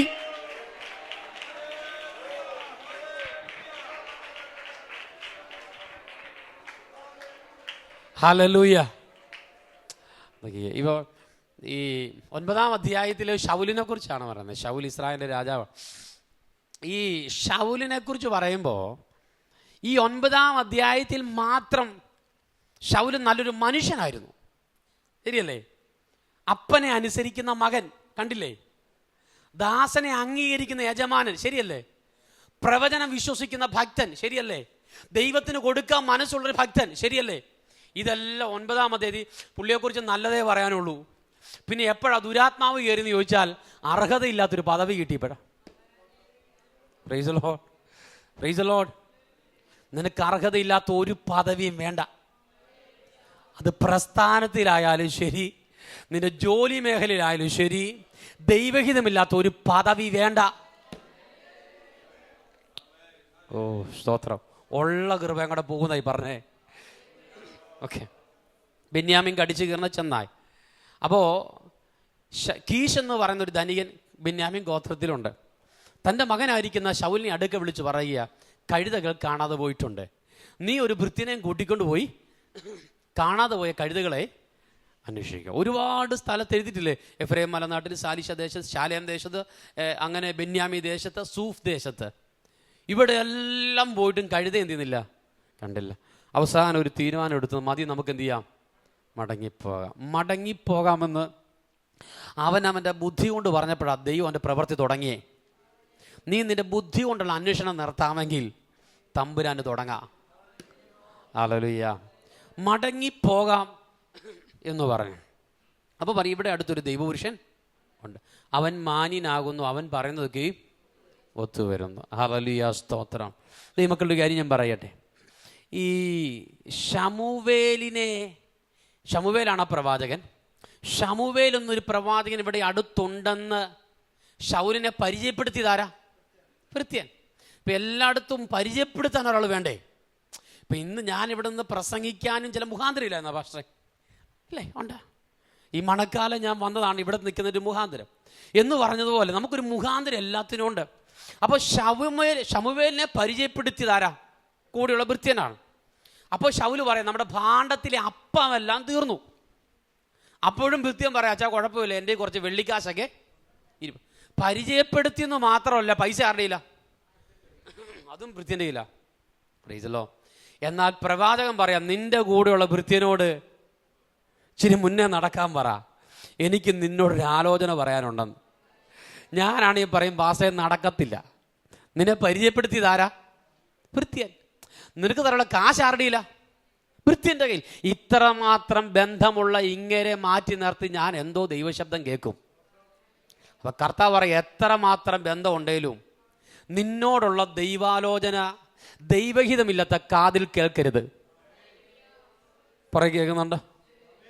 നിന്നോടുള്ള ദൈവാലോചന ദൈവഹിതമില്ലാത്ത കാതിൽ കേൾക്കരുത്. അതിന് നീ ചെയ്യേണ്ടത് സഭ അറിയാത്തൊരു പ്രാർത്ഥനയല്ല. ഓ മനസ്സിലാവുന്നില്ല ഏതാ? ചിലർ പറയുന്നുണ്ടേ, പക്ഷെ അത് സഭയെ വെച്ച് വേണ്ട. ഞാൻ എന്തുവാ അത് സഭക്കാർ കേട്ടാൽ ശരിയാത്തില്ല. ചിലരുടെ ധാരണ എന്നറിയോ, നമ്മളോടുള്ള ആലോചന ആരൊക്കെയോ സഭയ്ക്കകത്ത് എന്ത് ചെയ്യുന്നുണ്ട്. ഇവിടുത്തെ കാര്യമല്ല, പാമ്പാടിലെ കാര്യമാണ്. ഞാൻ എന്നെ അങ്ങ് വിട്ടേക്കണം. ഞാൻ പറഞ്ഞത് നമ്മളോടുള്ള ദൂതിനെ ആരോ തടയുന്നുണ്ടെന്ന് ധാരണ സഭയ്ക്കകത്ത്. സ്തോത്രം. സത്യം പറഞ്ഞ സഭ ആരുടെയാണ്? യേശു പറഞ്ഞു ഞാൻ എൻ്റെ സഭയെ. അപ്പം സഭ കർത്താവിൻ്റെതാണേ. ആലോചന ആരുടെയാ? അതും കർത്താവിൻ്റെ. അപ്പം കർത്താവിൻ്റെ സഭയിൽ കർത്താവ് ഒരു ആലോചന പറയുമ്പോൾ അതിനെ ബ്ലോക്ക് ചെയ്യാൻ കപ്പാസിറ്റി ഉള്ള ഒരാൾ സഭയ്ക്കകത്തുണ്ടെങ്കിൽ നീ ആ പുള്ളി ആരാധിച്ചാൽ പോരെ? കർത്താവാണോ വലിയവൻ, അതോ തടയുന്നവനാണോ വലിയവൻ? അപ്പം സഭയ്ക്കകത്തൊന്നും നിന്റെ ദൂതനെ തടയാൻ ആരും ഇല്ല. ഹലോ, ഓ ഇല്ല. പിന്നെ ദൈവഹിതമില്ലാത്ത കാതിൽ കേൾക്കരുതെന്ന് ഞാൻ പറയാൻ കാര്യം, നിന്റെ വായിലൂടെ പുറത്ത് വരില്ലെന്നാ പറഞ്ഞേ. നമ്മൾ ഈ ആവേശം കൊണ്ടേ ആലോചന എല്ലാം കൂടെ പറയത്തില്ലേ. ഒരാലോചന കേൾക്കും നീയായിട്ട് പുറത്തെന്ത് ചെയ്യരുത്, പറയരുത്. എത്ര ദൈവാലോചന കേട്ടാലും ഇതെല്ലാം ഹൃദയത്തിൽ വെച്ച് അങ്ങ് പ്രാർത്ഥിച്ചോണോ. ഞാൻ വചനത്തിലൊരു തെളിവ് പറയാം. എത്ര ആലോചന കേട്ടാലും അത് ഹൃദയത്തിൽ മാത്രം വെച്ച ഒരു സ്ത്രീയാണ് മറിയ. ഗബ്രിയേൽ ഇറങ്ങി വന്നൊരു നല്ലൊരു ദൂത് പറഞ്ഞ് നീ ഗർഭം ധരിച്ചൊരു മകനെ പ്രസവിക്കും. അപ്പം ദൈവം നമ്മോടുകൂടെ എന്നർത്ഥം വരുന്ന ഇമ്മാനുവേൽ എന്ന് പേർ വിളിക്കണം. എൻ്റെ ചോദ്യം, അവൾക്ക് വേണമെങ്കിൽ യോസഫിനോട് ഷെയർ ചെയ്യത്തില്ലേ? അച്ഛാ ഞാൻ ആരോടും പറയുന്നില്ലെന്ന് കരുതിയ, പക്ഷേ നമ്മൾ തമ്മിലുള്ള ബന്ധം വെച്ച് അച്ഛനോട് മറച്ചു വെക്കാൻ പറ്റുമോ എന്ന് പറയത്തില്ലേ? പക്ഷെ യോസഫിനോട് എന്ത് ചെയ്തില്ല. എത്ര ആലോചന കേട്ടാൽ അകത്ത് വെക്കേണ്ടതൊക്കെ അകത്ത് വെച്ചോണം. ഓ ഇല്ല. എലിസബത്ത് എഴുന്നേറ്റ് മറിയ എഴുന്നേറ്റ് എലിസബത്തിൻ്റെ വീട്ടിൽ ചെന്ന. അപ്പോൾ രണ്ടുപേരും ചാർച്ചക്കാരാന്ന് എഴുതി വെച്ചിട്ടുണ്ട്. അപ്പോൾ എലിസബത്ത് മറിയെ കണ്ടപ്പോഴേ ആത്മാവിൽ നിറഞ്ഞ് പറയുക, കർത്താവിൻ്റെ മാതാവ് എൻ്റെ വീട്ടിൽ വരാൻ എനിക്ക് ഈ മാനം എവിടെ നിന്നുണ്ടായി? അത് കേൾക്കുമ്പോൾ നമ്മൾ ഓർക്കും പുള്ളിക്ക് ഈ മറിയ ആദ്യമായിട്ടായിരിക്കും ആ വീട്ടിൽ ചെന്നല്ലേ? അല്ല, ചാർച്ചക്കാര ഒരുപാട് പ്രാവശ്യം കയറി ഇറങ്ങിയതാ. പക്ഷേ ഇന്നലെ വരെ വന്നപ്പം നീ ഒരു മാനമാണെന്ന് പറഞ്ഞില്ല. ഇപ്പൊ പറയുക കർത്താവിൻ്റെ മാതാവ് എൻ്റെ വീട്ടിൽ വരാൻ എനിക്ക് ഈ മാനം എങ്ങനെ എന്ന് പറയാൻ. ഇന്നലെ വരെ കിട്ടാത്ത മാനം ഇപ്പൊ കിട്ടിയാൻ കാരണം ഇപ്പോൾ അവൾ യേശുവിനോണ്ടാ കയറി വന്നേ. കർത്താവിനെ സ്വീകരിച്ചതിൻ്റെ പേരും നീയും നിന്റെ കുടുംബവും എവിടെയൊക്കെ അപമാനിക്കപ്പെട്ടിട്ടുണ്ടോ, നീ അപമാനം അനുഭവിച്ച സകല ഇടങ്ങളിലും നിന്നെയും നിന്റെ മക്കളെയും ഒരു അഭിമാനമാക്കി മാറ്റാൻ. ഒരു കാലത്ത് ബന്ധം പറഞ്ഞപ്പോൾ നിന്നെ മാറ്റി നിർത്തിയാ പറഞ്ഞേ, മനസ്സിലാകുന്നുണ്ടോ? എന്നാൽ നീയും നിന്റെ മക്കളും ഒരു അഭിമാനമായി മാറുന്നൊരു ദിവസമുണ്ട്. എലിസബത്ത് പറഞ്ഞ കാര്യം മറിയ ഹൃദയത്തിൽ ബൈബിളിലെ വാക്യം. ഇടയന്മാർ വന്ന് ശിശുവിനെ നമസ്കരിച്ചു. ഈ കാഴ്ച മറിയ ഹൃദയത്തിൽ സംഗ്രഹിച്ചു. 8-ാം നാളിൽ പരിച്ഛേദന കഴിക്കാൻ യേശുവിനെ ആലയത്തിൽ കൊണ്ടുവന്നപ്പോൾ ആത്മനിയോഗത്തോടെ ആലയത്തിലേക്ക് വന്ന വയോധികനായിരിക്കുന്ന ശിമ്യോൻ എന്ന് പറയുന്ന മനുഷ്യനും ഹന്നാ പ്രവാചകിയും അങ്ങനെ പ്രായമുള്ള ആൾക്കാരെല്ലാം ഓടിക്കൂടി വന്നിട്ട് ആ കുഞ്ഞിനെ കയ്യിലെടുത്തിട്ട് ശിമ്യോൻ പറഞ്ഞു, സകല ജാതികൾക്കുമുള്ള രക്ഷനാഥ എൻ്റെ കണ്ണ് കണ്ടല്ലോ. ഈ കാഴ്ച മറിയ ഹൃദയത്തിൽ സംഗ്രഹിച്ചു. 12-ാമത്തെ വയസ്സിൽ യേശു നഷ്ടപ്പെട്ടപ്പോൾ മൂന്നാം പൊക്ക് അവർ തിരിച്ചു വന്ന ആലയത്തിന് മുമ്പിൽ യേശു ഇരിക്കുന്ന കാഴ്ച കണ്ട്, ആ കാഴ്ച അവൻ തർക്കിക്കുന്ന കാഴ്ച കണ്ട് മറിയ അത് ഹൃദയത്തിൽ സംഗ്രഹിച്ചു. യേശുവിനെ കുറിച്ച് കേട്ടതും യേശുവിനെ കുറിച്ച് കണ്ടതും ഒക്കെ മറിയ ഹൃദയത്തിൽ വെച്ചു, ആരോടും പറഞ്ഞില്ല. എൻ്റെ ചോദ്യം മറിയോട് ചോദിക്കട്ടെ, എപ്പോഴേലും നീ ആരോടേലും പുറത്തു പറഞ്ഞോ? അപ്പം മറിയ പറയുക, കഴിഞ്ഞ 30 വർഷമായി യേശുവിനെ കുറിച്ച് ഞാൻ കേട്ടതും കണ്ടതും ആരോടും പറഞ്ഞിട്ടില്ല.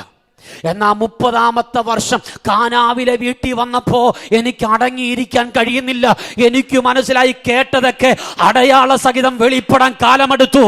അതുകൊണ്ടാണ് കാനാവിലെ ഉടയവനില്ലാത്ത, കാനാവിലെ ആ മനുഷ്യനില്ലാത്ത ഒരു ഓട്ടവും വെപ്രാളവും മറിയയ്ക്ക് അടങ്ങിയിരിക്കാൻ അവൾക്കറിയാം ഇന്നൊരു പ്രവൃത്തി വെളിപ്പെടും. നാളുകളായി കർത്താവിന്, നാളുകളായി തലമുറയെക്കുറിച്ച് കേട്ട വായ്ത്തത്വങ്ങളൊക്കെ ഒന്ന് തന്നെയാ.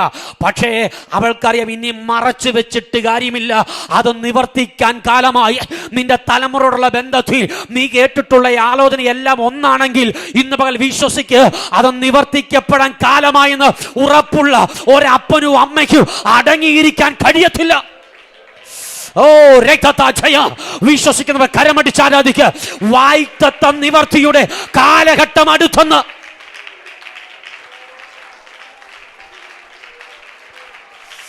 വൈഡാമന ജനാരക രഗക്ഷാര അന്ധരേ വൈഡേ മന ജനാരക അതരജന വൈഡാമന രഗക്ഷാരക. വാഗ്ദത്തം നിവർത്തിയുടെ കാലം.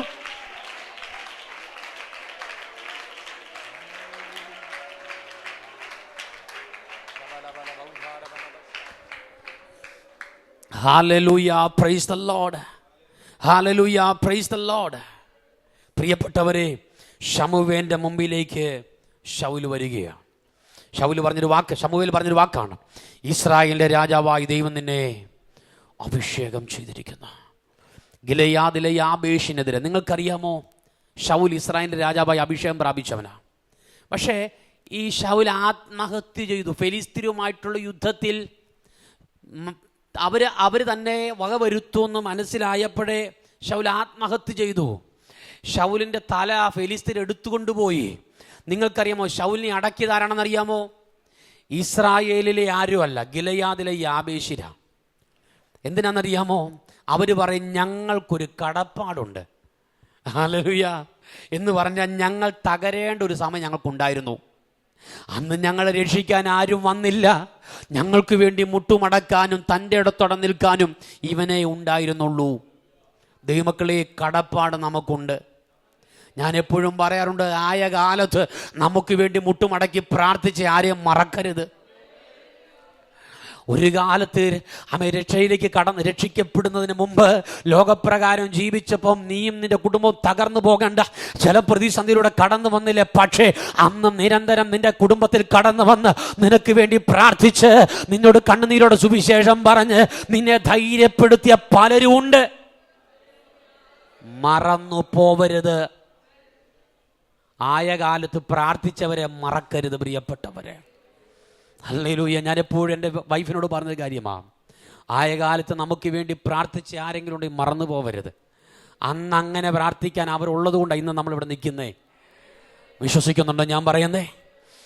യാബേശിര്, നിങ്ങൾ നോക്കിയേ, ഇസ്രായേലിലെ 12 ഗോത്രക്കാർ അകന്നു നിന്നപ്പോൾ ഗിലെയാദിലെ യാബേശിര് ഒരു രാത്രി മുഴുവനും കാൽനടയായി പോർക്കളത്തിൽ വന്ന് തലയില്ലാത്ത ഈ ശരീരം ശൗലിൻ്റെയാണെന്ന് തിരിച്ചറിഞ്ഞ് ഇതെടുത്ത് തിരിച്ചു കൊണ്ടുവന്ന് ഒരു രാജാവിനെ അടക്കേണ്ട മര്യാദയോടെ അടക്കിയെങ്കിൽ അവർ പറയും കടപ്പാട് ഞങ്ങൾക്കുണ്ട്.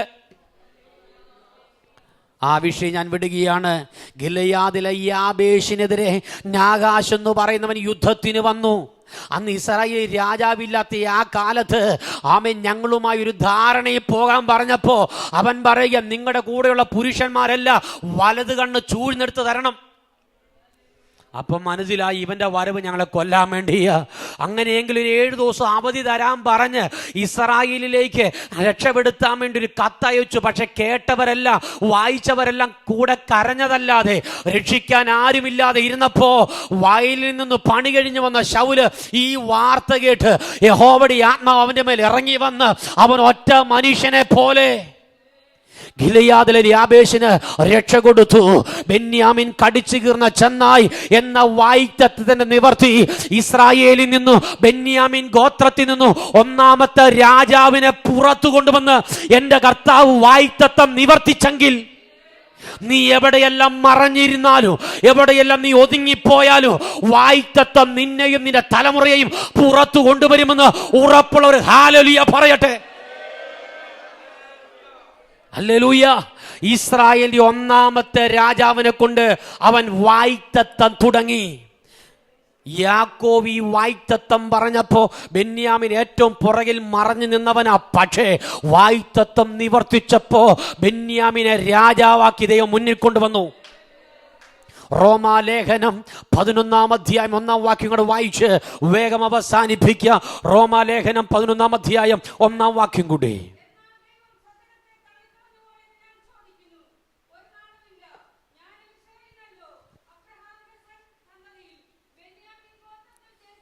പഴയ നിയമത്തിലെ ശൗലിനെ ബെന്യാമിൻ ഗോത്രത്തിൽ ഒന്നാമത്തെ ചെന്നയായി തമ്പുരാൻ പുറത്തു വരുത്തിയപ്പോ പുതിയ നിയമത്തിലെ ശൗലും കൂടെ പറയ, ഞാൻ ആരാണെന്നറിയാമോ? ഞാനും ഒരു ഇസ്രായേലിനല്ലയോ, അബ്രഹാമിന്റെ സന്തതി, ഞാനും ഒരു ബെന്യാമിൻ ഗോത്രക്കാരൻ. ഇതുവരെ പൗലോസ് ഇത് വെളിപ്പെടുത്തിയിട്ടില്ല. പക്ഷെ പൗലോസ് ഇപ്പോൾ എന്തിനാ ഇതെടുത്തിട്ടെന്നറിയാമോ? ഞാനൊരു ബെന്യാമിനാന്ന് പറയാൻ കാര്യം അവന്റെ മേലുള്ള ഈ അഭിഷേകം എന്ന് പറഞ്ഞ ഒറ്റപ്പെട്ടാലും നിൽക്കുന്ന ഈ അഭിഷേകമാ. അതുകൊണ്ടാണ് ലേഖനം എഴുതിയപ്പോ അവസാനത്തെ ലേഖനം അവൻ പറയുക, എന്റെ ഒന്നാമത്തെ പ്രതിവാദത്തിൽ ആരും എനിക്ക് തുണ നിന്നില്ല. അങ്ങനെയല്ലേ? എന്റെ ഒന്നാമത്തെ പ്രതിവാദത്തിൽ ആരും എനിക്ക് തുണ നിന്നില്ല എന്ന് പറഞ്ഞ് ഞാൻ പുറകോട്ട് പോയെന്നല്ല, കർത്താവ് എനിക്ക് തുണ നിന്നു. ആരും നിന്റെ കൂടെ ഇല്ലെങ്കിലും, ആരും നിന്റെ ഒപ്പമില്ലെങ്കിലും കർത്താവ് നിനക്ക് തുണയായിട്ടുണ്ടെന്ന് ഉറപ്പുള്ളവർ ഒരു സ്തോത്രം പറയട്ടെ. രണ്ടാമത്തെ ചെന്നയായി പൗലോസിനെ, രണ്ടുപേരും ശൗലുമാരും ബെന്യാമിൻ ഗോത്രക്കാരും. ഇന്ന് ഞാൻ ഈ പ്രസംഗിക്കുന്നത് 21-ാം നൂറ്റാണ്ട്, 2024 അവസാനിക്കാൻ കേവലം ദിവസങ്ങൾ മാത്രം ബാക്കിയുള്ളപ്പോൾ ഇന്നും ഇസ്രായേൽ യുദ്ധം നേരിട്ടുകൊണ്ടിരിക്കുക. യുദ്ധഭീഷണി നിൽക്കുന്ന ഇസ്രായേലിനെ ഇന്നും നയിക്കുന്ന ആരെന്നറിയാമോ? ഇന്നും ഇസ്രായേലിനെ ഭരിക്കുന്നത് ബെന്യാമിനാണ്. ബെന്യാമിൻ നെതന്യാഹു എതിർപക്ഷമില്ലാതെ, എതിരില്ലാതെ രണ്ടാം വട്ടം തെരഞ്ഞെടുക്കപ്പെട്ട മനുഷ്യനാ ബെന്യാമിൻ. അവന്റെ കുടുംബ വീട് തകർത്ത് കളഞ്ഞപ്പോ അവൻ തൻ്റെ ഇടത്തോടെ പറയുക, ഇതൊന്നും കണ്ട് ഭയപ്പെടുന്നവനല്ല ഞങ്ങൾ. ശരിയാണോ ഞാൻ പറഞ്ഞേ? തീവ്രവാദികൾ അവന്റെ കുടുംബത്തെ ഈ അടുത്ത കാലത്ത് അവന്റെ കുടുംബ വീട് തകർത്ത് കളഞ്ഞപ്പോ ബെന്യാമിൻ ഒരു ടീഷർട്ടൊക്കെ ഇട്ട് നിന്നുകൊണ്ട് തൻ്റെ ഇടത്തോടെ പറയാ, പേടിക്കത്തില്ലെന്ന്. എന്നാ അകത്ത് വ്യാപരിക്കുന്നത് കടിച്ചു കീർന്നൊരു അഭിഷേകമാ. ഒറ്റപ്പെട്ടാലും നിൽക്കുന്നൊരു അഭിഷേകം നിന്റെ അകത്തുണ്ടെങ്കിൽ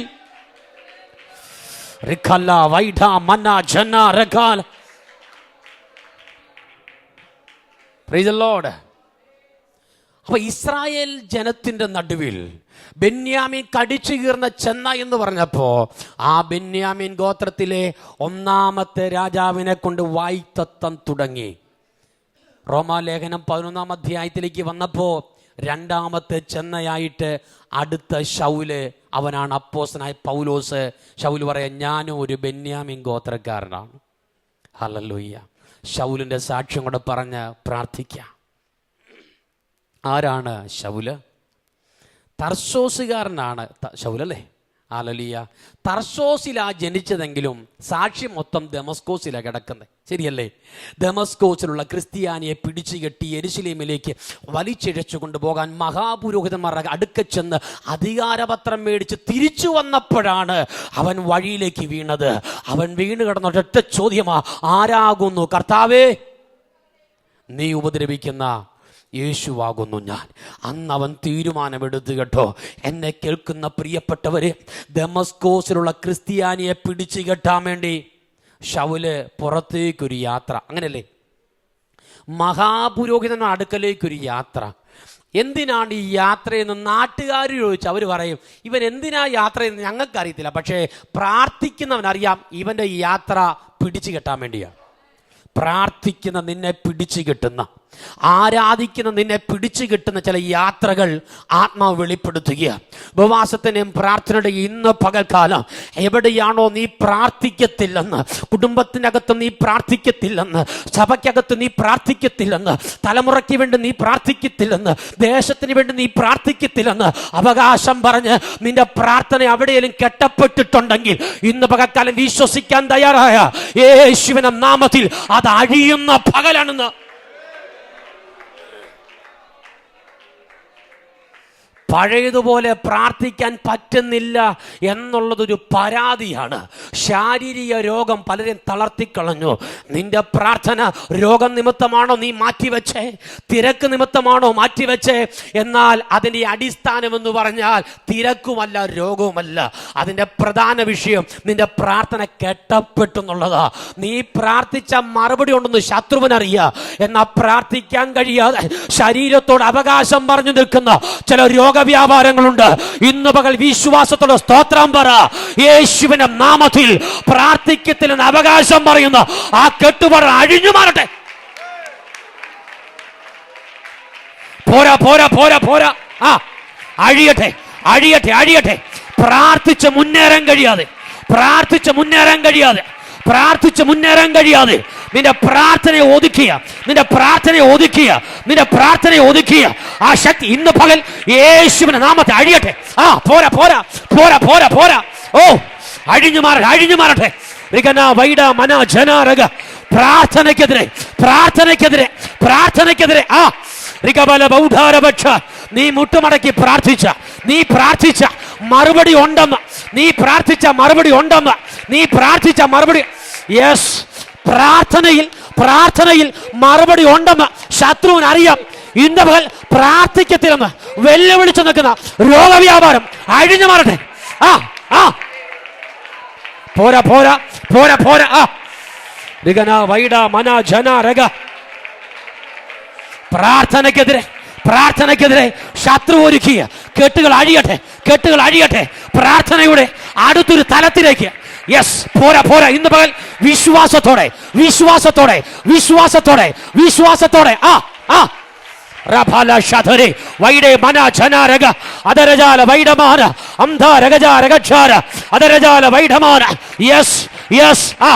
പോരാ പോരാ പോരാ. ശക്തിയോടെ അതരാ വൈഡ മന ജന രഗ അന്ധേ രഗജ രഗക്ഷ അതരജാല വൈഡമ. Yes yes yes yes yes. ആ ഓ റാബാല ഷാധാര റിഖന ഷാധാര റിഖബ. കുടുംബത്തിനകത്ത് നീ പ്രാർത്ഥിക്കത്തില്ലെന്ന്, കുടുംബത്തിനകത്ത് നീ പ്രാർത്ഥിക്കത്തില്ലെന്ന്, തലമുറയ്ക്ക് വേണ്ടി നീ പ്രാർത്ഥിക്കത്തില്ലെന്ന്, ദേശത്തിന് വേണ്ടി നീ പ്രാർത്ഥിക്കത്തില്ലെന്ന് അവകാശം പറഞ്ഞു നിൽക്കുന്ന, അവകാശം പറഞ്ഞു നിൽക്കുന്ന, പ്രാർത്ഥനയ്ക്കെതിരെ അവകാശം പറഞ്ഞു നിൽക്കുന്ന ആ കെട്ടുപാടുകൾ ഇന്ന് പോലെ അഴിയട്ടെ. പോരാ പോരാ പോരാ. ശക്തിയോടെ, ശക്തിയോടെ, ശക്തി. ആ ആ പോരാ. റിക്കന വൈഡ മന ജന അതരജന വൈശസ്യ. ആത്മാവിൽ ആരാധിക്ക. എന്നെ പ്രാർത്ഥനയ്ക്ക് വേണ്ടി വിളിച്ച് പല ആൾക്കാരുണ്ട്. ഈ അടുത്ത കാലത്ത് കോവിഡ് സമയത്ത് തന്നെ ഒരാൾ വിളിക്കുക, പാസ്റ്റേ ഒരു പ്രാർത്ഥന വിഷയമായിട്ട് വിളിക്കുകയാണ്. ഞാനൊരു ഡോക്ടറാണ്, എൻ്റെ ഹസ്ബൻഡ് ഡോക്ടറാണ്, എൻ്റെ അമ്മ ഒരു ഡോക്ടറാണ്, എൻ്റെ അമ്മായിമ്മയും ഡോക്ടറാണ്.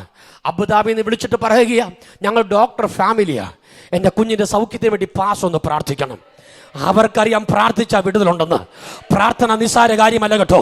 നീ പ്രാർത്ഥിച്ച മറുപടി ഉണ്ടെന്ന് ശത്രുവിനറിയാം. റിഖന വൈഡ മന ജനാരഗാലഗക്ഷസ്യ അന്ധരജന വൈഡ മനയാരഗക്ഷ.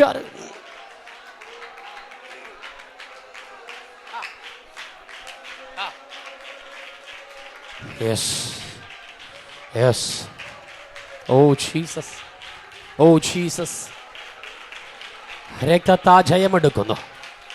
രക്തസാരമായി കാണരുത്. പ്രാർത്ഥന നിസ്സാരമല്ല. എലീശ പ്രവാചകൻ പറഞ്ഞു, ഇന്ന ഇന്ന വഴി അടച്ചോണം, അരാമ്യര് കയറി വരും. വാതിലടച്ചു, ശത്രുവിന് കയറാൻ കഴിയാതെ തിരിച്ചുപോയി. ചില ദിവസം കഴിഞ്ഞപ്പോൾ എലീശ പറഞ്ഞു, അടുത്ത വാതിൽ അടച്ചോണം. വാതിലടച്ചു, ശത്രു വന്നു, കയറാതെ തിരിച്ചുപോയി. ഇപ്പോൾ അരാം രാജാവ് സൈന്യത്തെ പിൻവലിച്ചു. അരാം രാജാവ് പറയാം, നമ്മൾ രഹസ്യമായിട്ട് ഇവിടെ പ്ലാൻ ചെയ്യുന്നു, ആരോ അവിടെ പരസ്യപ്പെടുത്തുന്നുണ്ട്. കൂട്ടത്തിൽ ഒരുത്തം പറയും, യജമാനെ അങ്ങനെയല്ല, നീ ശയനഗ്രഹത്തിൽ പറയുന്ന കാര്യം അവിടെ പ്രവചിക്കുന്നൊരു പ്രവാചകനുണ്ട്. രാജാവിന് മനസ്സിലായി, പ്രാർത്ഥിക്കുന്നവൻ തകരാതെ ദേശം തകരത്തില്ല, പ്രാർത്ഥിക്കുന്നവൻ തകരാതെ സഭ തകരത്തില്ല, പ്രാർത്ഥിക്കുന്നവൻ തകരാതെ തലമുറ തകരത്തില്ല. ഇന്നും ശത്രുവിന്റെ നോട്ടം പ്രാർത്ഥിക്കുന്നവനെയാ. അതുകൊണ്ട് രാജാവ് പറയാ, ഇനി ഇസ്രായേലിനെ പിടിക്കണ്ട, ഇനി എലീശയെ പിടിച്ചാൽ മതിയെന്ന്. എലീശയുടെ കൂടാരത്തിന് ചുറ്റും അന്ന് രാത്രി വലിയൊരു സൈന്യം പാളയമിറങ്ങി. ഞാൻ എലീശയോട് ചോദിച്ചു, ഇവരെല്ലാം നിന്റെ ശത്രുക്കളാണോ? എലീശ പറയാ, എൻ്റെ ശത്രുക്കളല്ല, ഇസ്രായേലിന് വേണ്ടി ഞാൻ മുട്ടുമടക്കി പ്രാർത്ഥിച്ചപ്പോ ഇപ്പോഴെല്ലാം എൻ്റെ നേരെ തിരിഞ്ഞതാണ്. ഇതാ പ്രാർത്ഥന എന്ന് പറഞ്ഞാൽ, നീ ഏറ്റെടുത്ത് പ്രാർത്ഥിക്കുന്ന സകല വിഷയത്തിൻ്റെയും വെല്ലുവിളി നിനക്കെതിരെ ഉണ്ട്. ഒരു വ്യക്തിക്ക് നേരെ വിഷം ചീറ്റി നിൽക്കുന്ന ഒരു സർപ്പം ആ സർപ്പത്തോടുള്ള വിദ്വേഷം കൊണ്ടല്ല, ആ വ്യക്തിയോടുള്ള സ്നേഹം കൊണ്ട് രക്ഷപ്പെടുത്താൻ വേണ്ടി നീ മണ്ണെടുത്തെറിഞ്ഞാൽ ആരുടെ മുമ്പിലാണോ വിഷം ചീറ്റി നിന്നത് അതിനേക്കാൾ ഇരട്ടി പകയോടെ രക്ഷപ്പെടുത്താൻ നോക്കിയ നിനക്ക് നേരെ പത്തിവിടത്തി പാഞ്ഞെടുത്തു വരുന്നത് പോലെ നീ ഏറ്റെടുത്ത് പ്രാർത്ഥിക്കുന്ന വിഷയത്തിന്റെ വെല്ലുവിളികൾ നിനക്ക് നേരെ ഇന്ന് പകരം ഒരുമിച്ച് വാതുകെട്ടി നിൽക്കുമ്പോ ദൈവാത്മ നിന്നോട് പറയുക, അവരോട് കൂടെയുള്ളതിനേക്കാൾ നീ തനിച്ചല്ല കേട്ടോ, നീ തനിച്ചല്ല. അവരോട് കൂടെയുള്ളതിനേക്കാൾ നമ്മോട് കൂടെയുള്ളവർ അധികമാണ്. വിശ്വസിക്കുന്നുണ്ടോ പ്രിയപ്പെട്ടവരെ? നമുക്കൊത്തിരി പരിമിതിയുണ്ട് കേട്ടോ. ഒരു സ്ഥലത്ത് കയറി ചെല്ലാൻ നമുക്ക് പരിമിതിയുണ്ട്. നാം ആരാധിക്കുന്ന കർത്താവിന് പരിമിതി ഇല്ല. അവന് ദാഗോന്റെ ക്ഷേത്രത്തിൽ കയറി ചെല്ലാം, അവന് ദാഗോന്റെ ഒപ്പം നിൽക്കാം, അവന് ദാഗോനെ മറിച്ചിടാ. ഇന്ന് പകൽ നിന്റെ പ്രാർത്ഥനയ്ക്കെതിരെ ശത്രു എവിടെയാണോ നേർച്ച കഴിച്ചിട്ടുള്ളത്, അവൻ എവിടെയാണ് വഴിപാട് കഴിച്ചിട്ടുള്ളത്, ഇവിടെ നീ സ്തോത്രം പറയുമ്പോ ദൈവത്തിന് പരിമിതിയില്ല കേട്ടോ. ഇന്ന് പകൽ എവിടെയാണോ കെട്ടപ്പെട്ടത് യേശുവിന്റെ നാമത്തിൽ അഴിഞ്ഞു മാറട്ടെ. പോരാ പോരാ പോരാ പോരാ.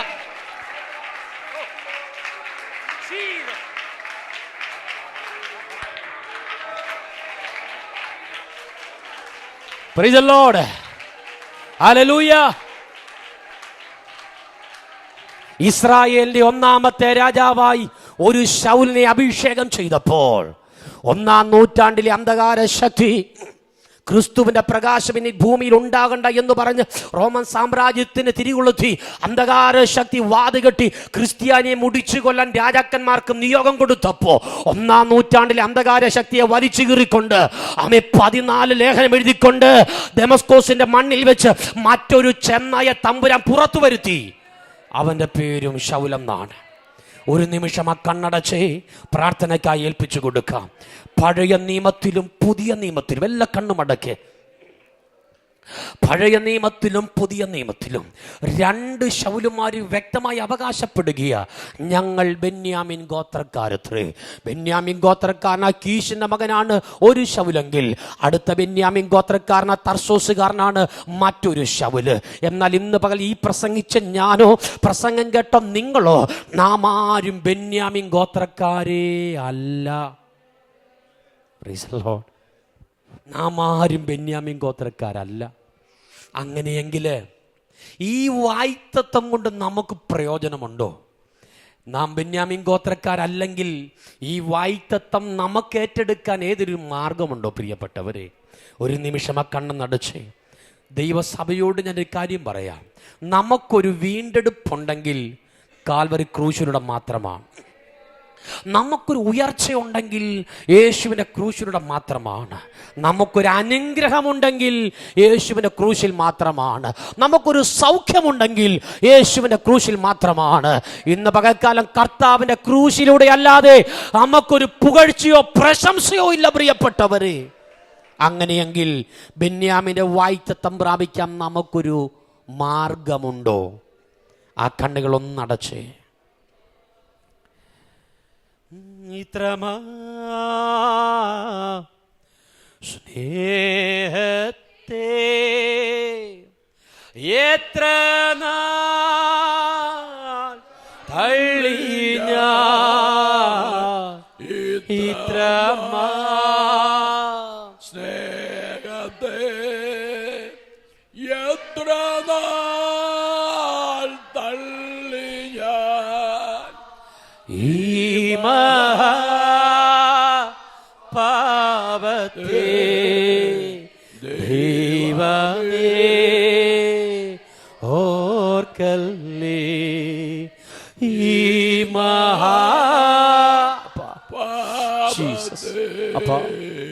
ദൈവമേ ഓർക്കല്ലേ. ക്രൂശിന്മേൽ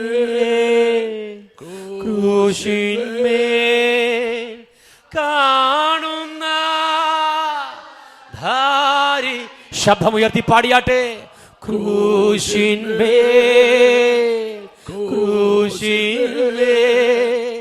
കാണുന്ന പ്രാണനാഥ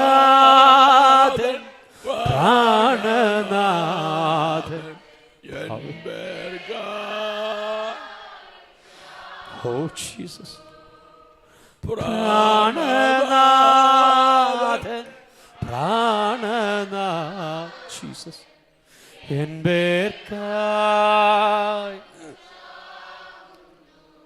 ഹന്നാവിൻ്റെയും ഹെരോദാവിൻ്റെയും കയ്യഫാവിൻ്റെയും പിലാത്തോസിൻ്റെ മുമ്പിൽ മാറി മാറി നമ്മുടെ അരുമനാഥനായ കർത്താവിനെ വിസ്തരിച്ചു. പ്രിയപ്പെട്ടവരെ, പിലാത്തോസിന് യേശുവിനെ വിസ്തരിച്ചു കൊണ്ടിരിക്കുന്ന പിലാത്തോസിൻ്റെ അടുക്കലേക്ക് ഇതാ ഒരു പടയാളി കയറി വന്നു.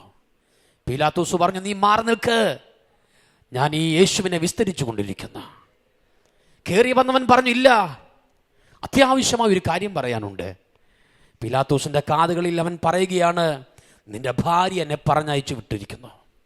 നിന്റെ ഭാര്യ പറഞ്ഞു, ഈ നീതിമാന്റെ കാര്യത്തിൽ ഇടപെട്ടു പോകരുത്. Oh Jesus, price the Lord. വിധി അറിയാൻ വേണ്ടി ലോകം കാത്തിരിക്കുമ്പോൾ പിലാത്തോസ് ഇറങ്ങി വന്ന് പറയുകയാണ്, ഈ നീതിമാന്റെ രക്തത്തിൽ എനിക്കൊരു പങ്കില്ല. Praise the lord. പ്രിയ പിതാവേ, പ്രിയ മാതാവേ, എൻ്റെ കൂടപ്പിറപ്പിനോട് ഒരു കാര്യം പറയട്ടെ. യേശു നമ്മളെ സ്നേഹിക്കും.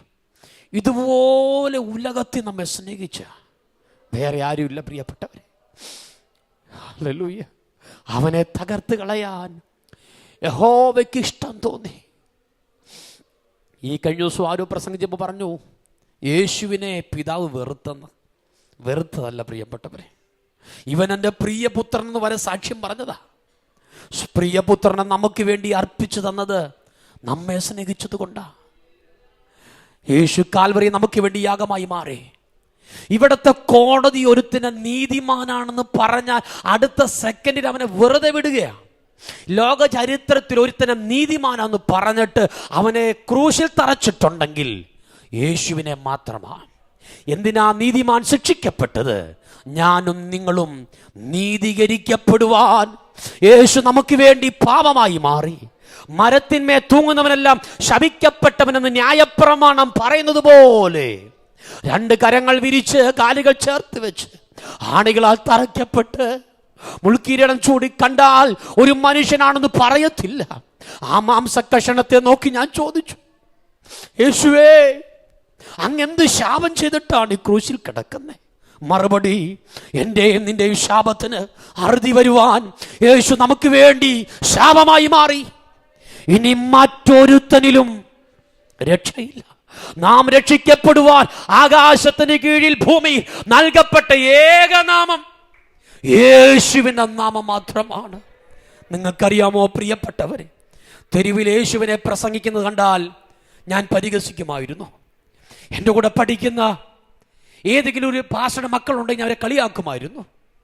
പെന്തക്കോസ് എന്ന് പറയുന്ന എനിക്ക് ഏറ്റവും വിരോധമായിരുന്നു. ഇന്ന് എൻ്റെ യേശുവിനെ ഞാൻ പരസ്യമായി പ്രസംഗിച്ചെങ്കിൽ എൻ്റെ ആവേശമാണ്.